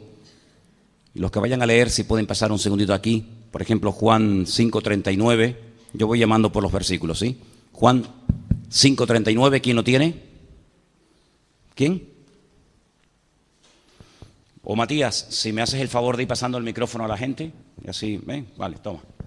Escuchen ese versículo allí. Ese versículo es muy interesante, presten atención, por favor. Escudriñad las Escrituras, porque a vosotros os parece que en ellas tenéis la vida eterna, y ellas son las que dan testimonio de mí. Son palabras de Jesucristo. Escudriñad las Escrituras. Ahora, yo sé que nosotros en nuestro lenguaje diario y cotidiano, la palabra escudriñar nos suena raro, porque no es una palabra que vulgarmente se usa, ¿sí o no? Pero la palabra escudriñar, en su texto original, escuche lo que significa. Significa indagar, significa averiguar, preguntar con interés acerca de algo o de alguien, investigar, estudiar, consultar. Entonces, con todos estos sinónimos, usted puede darse cuenta de lo que Jesucristo está pidiéndonos a nosotros. Estudien las Escrituras, averigüen la verdad, que no todo es la verdad. Ah, no. ¿Cómo que todo no es la verdad? No. Hay gente que dice, bueno, no importa, total, lo importante es ser bueno. ¿Y usted cree que usted puede ser bueno? ¿Quién puede levantar la mano y decir, yo soy bueno? Pues seguro. Tú nunca has mentido, nunca has robado. Hay cosas que ni tu mujer sabe que tú has hecho. Hay cosas que ni tu marido sabe que tú has pensado o hecho. Hay cosas que tú has hecho, has pensado o anhelado que te las vas a llevar a la tumba. Y si piensas un momento en ellas, jamás se te ocurriría decir, yo soy bueno. Mejor quedarnos callados. Por eso cuando uno va a la palabra de Dios, uno se encuentra que no es cualquier religión. Bueno, de hecho no hay ninguna religión verdadera, dicho sea de paso. ¿Pero cuál es la religión verdadera? ¿Jesucristo qué era? ¿Mormón? ¿Ustedes se imaginan a Jesucristo con una camisa blanca, con una chapa aquí? Yeshua HaMashiach. ¿Jesucristo no era testigo de Jehová? ¿Jesucristo era santero? ¿Era evangélico? ¿Era católico? Jesucristo era Dios, amigo. Él no vino a traer religiones. Por eso él dice, escudriñen las Escrituras, averigüen en el mapa cuál es la verdad, cuál es la mentira. Porque una de las señales de los últimos tiempos es que van a mezclar verdades con mentiras. Cosa tremenda. Por eso él dice, escudriñad, averiguad, consulten las Escrituras si quieren conocerme a mí. ¿Vale? Tenemos otro versículo en Juan también, el 20. Juan 20, 30 y 31. Aquí, Carmen, por favor, preste atención a este versículo, muy bueno. Hizo además Jesús muchas otras señales en presencia de sus discípulos, las cuales no están escritas en este libro, pero están escritos para que creáis que Jesús es Cristo, Hijo de Dios, y para creyendo tengáis vida en su nombre. Amén. Hay muchas cosas que Jesús enseñó, muchos milagros que él hizo, que lógicamente no están escritos en la Biblia. Juan dice, si yo me hubiera dedicado a escribir una por una las cosas que yo le vi hacer, las cosas que él dijo, las cosas que él enseñó, en el mundo no cabrían los libros. Esto es un pequeño resumen, pero fíjense lo que dice. Pero con este pequeño resumen es más que suficiente para creer en Él, para enamorarte de Él y para servirle a Él. ¿Cuántos dicen amén? Así que lean la palabra, porque yo lamentablemente no me crié en un hogar donde se fomentaba el estudio de la palabra, sino todo lo contrario. Nunca tuve ningún interés por estudiar la Biblia, jamás. Me parecía algo absurdo. Sin embargo, cuando comencé a leer la palabra de Dios, cuando comencé a leer la Biblia, pues no la he soltado, hasta el día de hoy, porque realmente es una joya, es una auténtica maravilla, ¿no? Vamos a Lucas 24, 27. ¿Quién lo tiene? Carmen, aquí también. De Carmen a Carmen, y tiro porque me toca. Jesús entonces les dijo, qué lentos sois para comprender y cuánto os cuesta creer lo dicho por los profetas. Sigue. ¿No tenía que sufrir el Mesías todo esto antes de ser glorificado? Y empezando por Moisés y siguiendo por todos los profetas, les explicó cada uno de los pasajes de las Escrituras que se referían a él mismo. Así es. Sí, el Señor Jesucristo resucita, se encuentra con dos discípulos desanimados. ¿Tú no has estado nunca desanimado? ¿Nunca has estado triste, preocupado? Ahora se encuentra el Señor a dos discípulos y le dice, ¿qué os pasa? ¿Qué nos pasa? ¿Estamos fatal? ¿Estamos mal? ¿Por qué? ¿Cómo que por qué? ¿Tú no sabes lo que ha pasado estos días en Jerusalén? Mira, lo que ha pasado es que nosotros creímos en un hombre que creíamos que era el Mesías, el verdadero, el auténtico. Dejamos todo, casa, mujer, familia, trabajo, todo, para seguirle a él 3 años. Era una maravilla viajar y conocer a ese hombre. Y resulta que cuando creíamos que era el que nos iba a ayudar en todo, resulta que cogen los romanos y lo matan. Y por eso estamos mal, porque todas nuestras expectativas, todas nuestras ilusiones y esperanzas se han roto, se han venido abajo como un castillo de naipes. Y el Señor se les queda mirando y le dice, pero mira que sois tercos y cerrados de mollera, ¿Es que acaso no se dan cuenta ustedes que todo lo que aconteció, que todo lo que me pasó estaba escrito? Es que todo salió perfecto, nada sobra, nada falta, todo salió como tenía que salir. Y dice que comenzó desde Moisés, Es una forma de decir desde la ley. Los primeros 5 libros de la Biblia, el Humash, el Pentateuco, pasando por todos los profetas, pasando por todos los salmos, le fue diciendo, mira, este salmo decía esto, esto y esto y esto. ¿Pasó o no pasó? Sí. ¿Y este qué decía? Esto, esto y esto y esto. No decía la Biblia en el Antiguo Testamento, cientos de años, que a mí me iba a vender un amigo mío por 30 piezas de plata. Ay, es verdad. ¿Y por cuánto me vendieron a mí? Por 30 piezas de plata. ¿Y quién me vendió a mí? Pues un amigo tuyo, un discípulo. Y dice, pues ya está. Y no decía la palabra que me orarían, que me traspasarían las manos y los pies.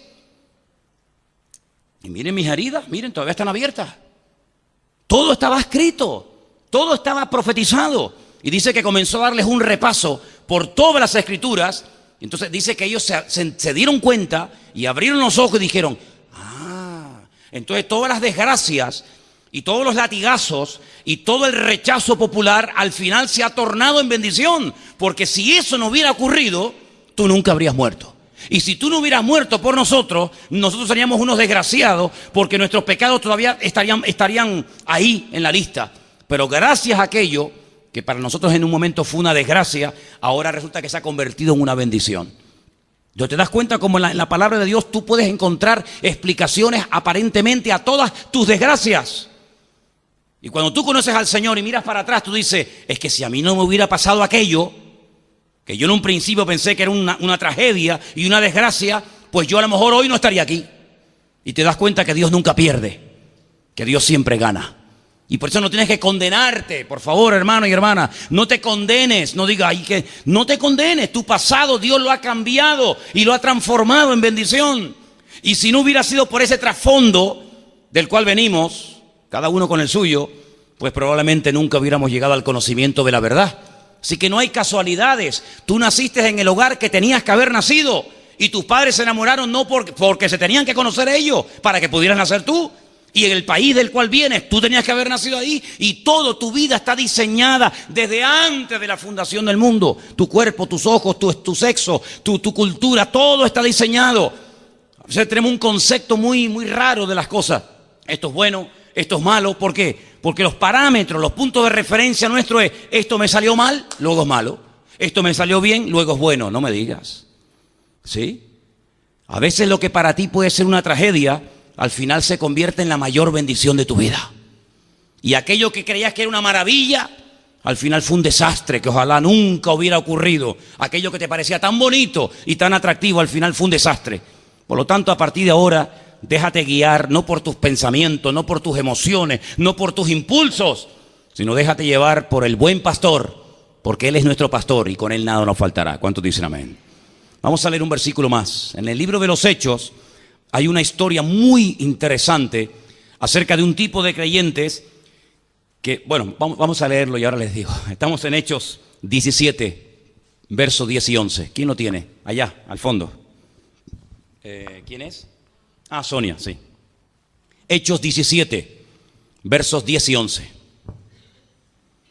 Inmediatamente los hermanos enviaron de noche a Pablo y a Silas hasta Berea, y ellos, habiendo llegado, entraron en la sinagoga de los judíos, y estos eran más nobles que los que estaban en Tesalónica, pues recibieron la palabra con toda solicitud, escudriñando cada día las escrituras para ver si estas cosas eran así. Ok, yo le resumo, no se preocupe si no entendió nada, para eso estamos aquí, para aprender.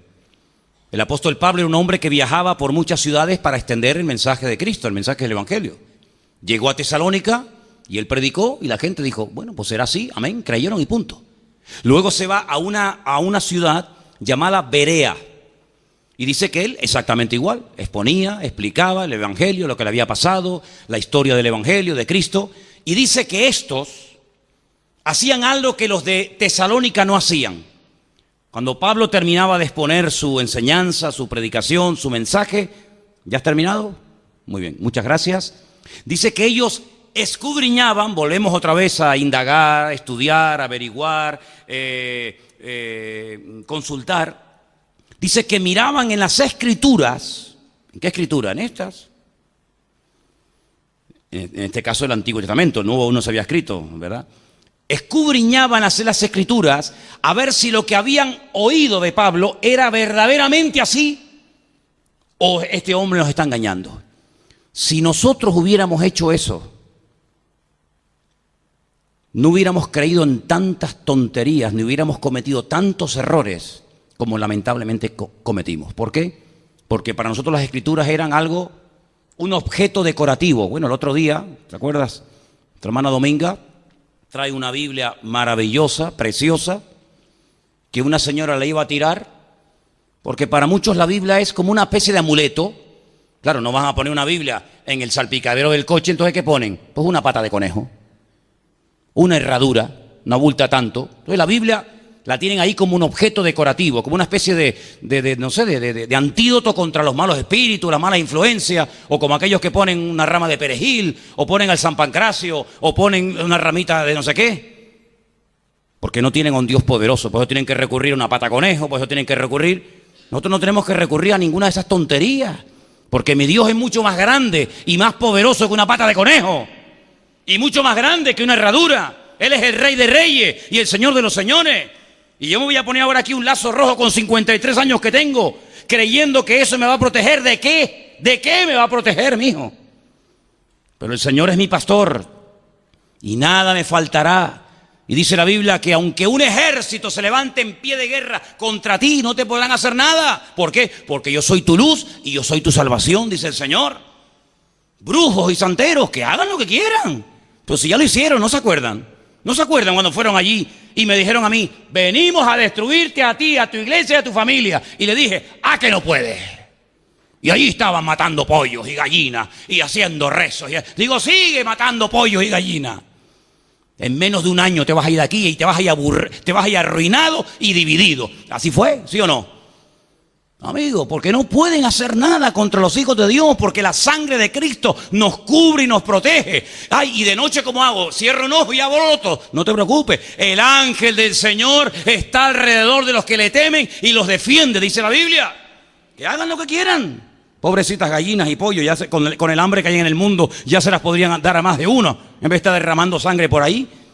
Pero amados hermanos, hay una protección sobre nuestra vida, y si hubiéramos comprobado a la luz de las Escrituras antes de hacer aquello, pues no hubiéramos cometido los errores que cometimos. Así eran nuestros hermanos de Berea. Dice que eran nobles, eran personas que decían, a ver, tú dijiste que Cristo nació ¿dónde? Pues el Mesías tenía que nacer en Belén de Judea.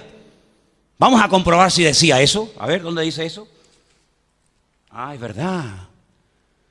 Había un profeta llamado Miqueas que dijo que el Mesías cuando naciera, pues tenía que nacer en algún sitio, no podía nacer en cualquier parte del mundo. Tenía que nacer en Belén de Judea.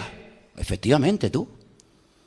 Y la Biblia dice que Jesucristo sería crucificado entre malhechores, pero enterrado con ricos. Y dice, ¿dónde dice eso? Bueno, pues aquí lo dice en Isaías. Y la Biblia dice que tenía que morir así y tenía que pasarle aquello. Ellos comprobaban a la luz de la palabra si lo que aquel hombre les enseñaba era verdad o no era verdad. Y yo les digo a ustedes exactamente lo mismo. Tomen apuntes, vean después el culto si quieren en la página web de la iglesia, grábenlo y después cuando vayan a casa, ustedes comprueben si las citas que yo les he dado son bíblicas, si es un invento, si esto es un timo, un engaño, y usted llegue a la conclusión que quiera llegar, pero con la palabra de Dios en la mano. ¿Cuántos dicen amén? Cuando uno conoce la palabra de Dios, uno tiene una protección contra la mentira. ¿Cuántos dicen amén? ¿Se acuerdan el ejemplo que una vez les puse? No es nuevo, ya lo he dicho en otras ocasiones. Cuando en Europa había tantas monedas, hoy en día ya es más fácil, ¿no? Ya con el euro, pues te mueves por Alemania, por tal. Pero hace muchos años había mucho tipo de moneda.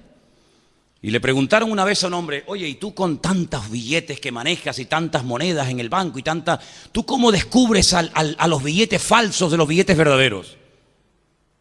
Tú habrás tenido que estudiar un montón de billetes falsos, ¿no? Dice yo, ninguno. ¿No? ¿Y tú qué has estudiado? Dice yo, el verdadero. ¿Solo el verdadero? Dice, claro. Cuando tú conoces al verdadero, lo conoces tan bien que cuando te dan uno falso, tú dices, esto es falso. Ahora, si yo me pongo a estudiar todo lo falso y no conozco al verdadero, sí, dice, este es falso, pero ¿y el verdadero cuál es? No lo sé, porque no lo he estudiado. Entonces hágalo al revés. Hay gente que dice, voy a estar un tiempo con los mormones, otro tiempo con los testigos de Jehová, otro tiempo con no sé quién, otro día con no sé cuánto. Y al final tienes un cacao en la cabeza que no sabes si tienes que orar para allá. Ay, no, era para allá.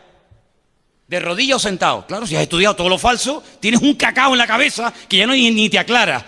Olvídate de eso, muchacho. Tú estudia el verdadero, lo que dice el Señor en su palabra. Habla con el Dios verdadero, honra y adora al Dios verdadero. Y cuando te venga algo raro, tu espíritu va a ser así, pa, pa, pa, pa, pa, una alarma. Y te vas a quedar tranquilo, porque el verdadero, que es el Señor Jesucristo, el que dijo, conoceréis la verdad, y la verdad os hará libres. El que dijo, ¿está alguno cansado, deprimido, trabajado? Venga a mí y descanse. El que dijo, yo soy la resurrección y la vida. El que dijo, yo soy el camino, la verdad y la vida. Cuando tú lo tengas a Él, cuando tú lo conozcas a Él, automáticamente en cuanto te toquen a tu casa y te digan, mire, buenas tardes, hermano, Dios le bendiga. Y tú haces así.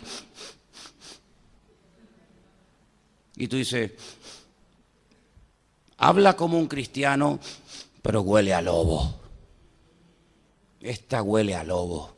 Y cuando, hola hermano querido, mucha dulzura. Cuidado con las moscas muertas que son las peores. Mire, tengo aquí. Mire lo que me pasó. Mire qué cosa tan interesante. Yo me pongo a leer, yo leo todo. Y me pongo a leer. Y de repente estoy acostado en la cama y hice como un resorte.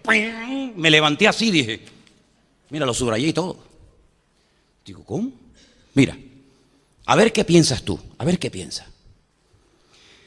El templo de Dios fue abierto en el cielo y el arca de su pacto se veía en el templo. Está bonito. Apocalipsis. El arca del pacto de Dios está en el lugar santísimo, en el segundo departamento del santuario. ¿Sí o no? De momento va bien. Lo peor es cuando se mezclan verdades con mentiras. Porque cuando te dicen una verdad, no hay problema. Cuando te dicen una mentira, dices, pero eso no es verdad. Pero cuando te mezclan una verdad con una mentira, ay, amigo, ahí donde tienes tú que saber, no, mijo. De momento vamos bien. En el servicio del tabernáculo terrenal, que servía como copia y sombra del que está en el cielo, este departamento solo se abría en el día de la gran expiación para la purificación del santuario. Está bien, sabemos que una vez al año, el día de Yom Kippur, iba el sacerdote, se presentaba en el lugar santísimo, todo va a fenómeno. Sigo. Por tanto, el anuncio de que el templo de Dios fue abierto en el cielo y se vio el arca del pacto en el lugar santísimo indica que el santuario terrenal se abrió en 1844, cuando Jesús entró en él para consumar la obra de la expiación. ¿Sí? Espérate a ver ¿cómo es? Mira, aunque lo lea así, o lo lea así, o lo lea así, ¿cómo te sientes tú? ¿Cómo? Cristo entró en el lugar santísimo, el santuario celestial, y se abrió en 1844, cuando Cristo entró en él para consumar la obra final de la expiación. ¿Cómo se te queda el cuerpo a ti? Ahora tú dices, vale, vamos a buscar, a ver, ¿cómo lo dijo aquí? 1844. Será capítulo 18, verso 44, y se habrán confundido. ¿Sabes lo que me pasa con esto? Que ya digo, ya no, porque yo ya con la edad que tengo ya perder el tiempo ya en boberías. Yo una vez le dije en el Parque La Naranja a una pareja muy amable, una señora muy amable de Testigos de Jehová, se me acercaron y buenas tardes.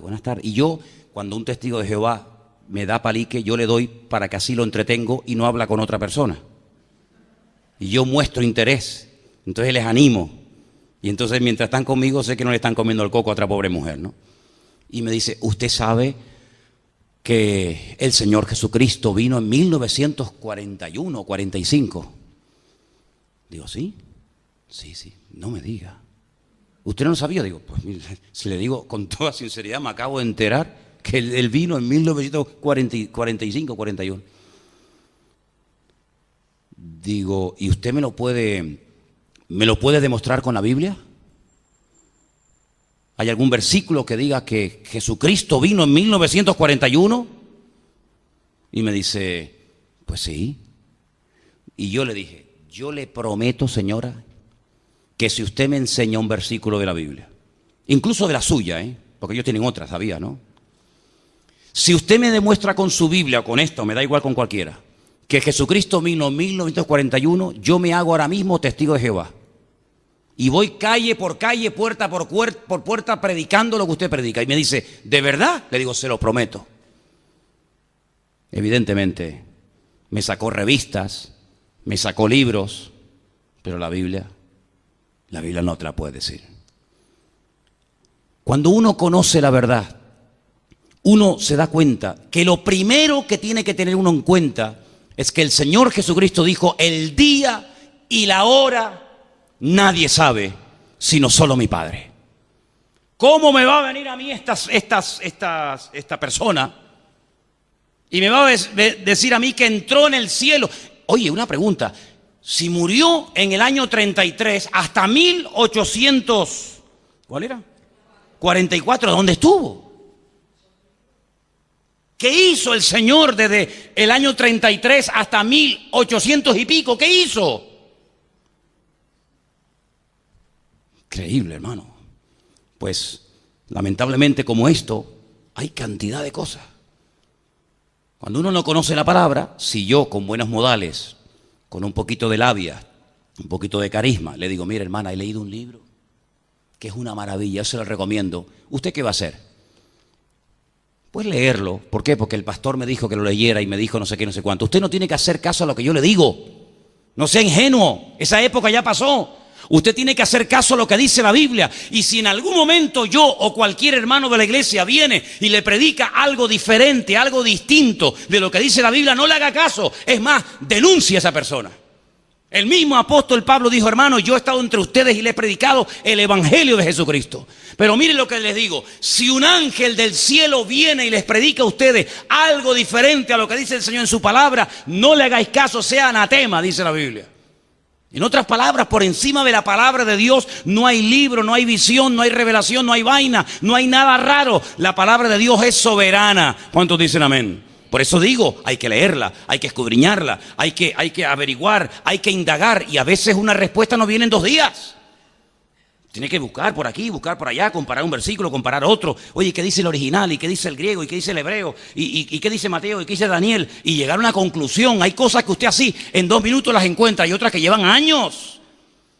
Pero nunca se salga de la palabra de Dios, porque si el mundo entero hiciera caso a lo que dice la palabra, el mundo sería una maravilla. No habría divorcios, no existirían cárceles, cerraduras y alarmas. ¿Para qué? Si dice la Biblia, no robarás. Bendice a tu prójimo. ¿Para qué? ¿Para qué? Tantas alarmas y tantos candados y tantos mandos de distancia y tantas rejas. ¿Para qué? Lamentablemente, cuando el hombre le da las espaldas a Dios, todo sale mal. Ahora, eso sí, después Dios siempre es el culpable. Porque los ignorantes son los que utilizan el típico argumento infantil. Y si Dios es tan bueno, ya empezamos. Y si tú eres tan bueno, ¿por qué le das tan mala vida a tu mujer y a tus hijos? Y si tú eres tan bueno, ¿por qué haces esto y aquello? ¿Verdad? Porque da la impresión de que el que lo hace mal siempre es Dios. Tú no, tú eres el mejor hombre del mundo. Tú eres la mejor madre de la tierra. Tú eres el hombre perfecto. ¿Verdad? Y miramos nuestra vida. Y nuestra vida a veces es un cúmulo de fracasos y de tropezones y de caídas. Y somos seres humanos. Dios ha creado al hombre tan perfecto que hizo algo que yo nunca haría. Y es crear al hombre con la capacidad de rebelarse en contra del Creador. A ver, ¿cómo se come eso? ¿Tú te crees que una persona va a inventar un programa de ordenador que se le vuelva en su contra? Que el ordenador piense y se rebele contra el que lo ha creado. Eso es un disparate. Pero Dios lo hizo así. Para que el hombre no pudiera decir, claro, es que yo no te puedo odiar, yo no me puedo separar de ti porque tú me has puesto dentro en mi genes, en mi genética. Tú me has puesto algo que me tiene atado a ti y yo no quiero estar contigo. Yo no quiero adorarte, yo quiero ir por otro camino. Y Dios dijo, muy bien, vete. Pero aunque te vayas por el peor camino, Yo quiero que sepas que yo te amo. Pero quiero que sepas que no he creado un robot, he creado un ser libre. Y yo te digo, amarás a tu prójimo como a ti mismo. Si tú dices, armaos los unos contra los otros, es problema tuyo, no es problema mío. Y Dios quiere que nos perdonemos. Pero ¿cómo cuesta a veces perdonar? Y Dios quiere que reconozcamos. ¿Y cuánto cuesta reconocer? Entonces, cuando uno va a la palabra de Dios, uno se encuentra de que el diseñador del universo, el creador del universo, lo creó todo tan perfecto que nos dejó un mapa. Cada vez que yo vengo por el aeropuerto del sur, hay unas chicas allí que yo le digo, no hace falta, yo soy de aquí, ya, no, te lo agradezco. ¿Qué están haciendo las chicas allí en el aeropuerto del sur? Dando un mapa a los extranjeros. Pues claro, llega un extranjero y dice, ¿a dónde voy? ¿Para allá? ¿El Oroparque dónde es? No, allí los gigantes. Tienen que tener un mapa para poder guiarse, y en la vida uno tiene que tener un mapa, que no todo es trabajar y tener hijos y tener un buen sueldo, que hay que tener un mapa en la vida. ¿Por qué? Porque ese mapa nos indica el camino correcto, lo que está bien, lo que está mal, y como no lo leemos y como el hombre lo ignora, pues así le va.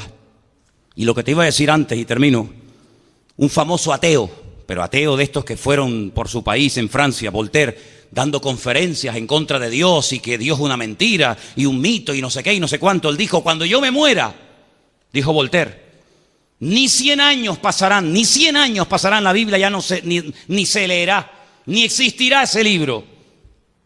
Mira la cifra que teníamos ahí.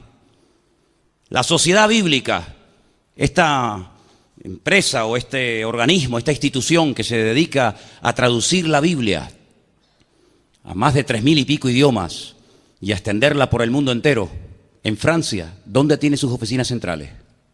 Porque aquí están en Madrid. Pero ¿y en Francia la Sociedad Bíblica dónde tiene las oficinas? Dilo. En la casa de Voltaire. En la casa de Voltaire. Aquel que dijo, cuando yo me muera, 100 años pasan y no hay ni una Biblia en el mundo. Mira, pues para que veas cómo son las cosas, en tu casa vamos a imprimir miles de Biblias todos los días. ¿Qué te parece? ¿Cuánta gente quemaron aquí en España por leer la Biblia? ¿Cuánta gente masacraron? ¿Cuántos curas tuvieron que salir corriendo a Suiza, Alemania, porque aquí no se podía leer la Biblia? Mira, la Biblia, aquí está.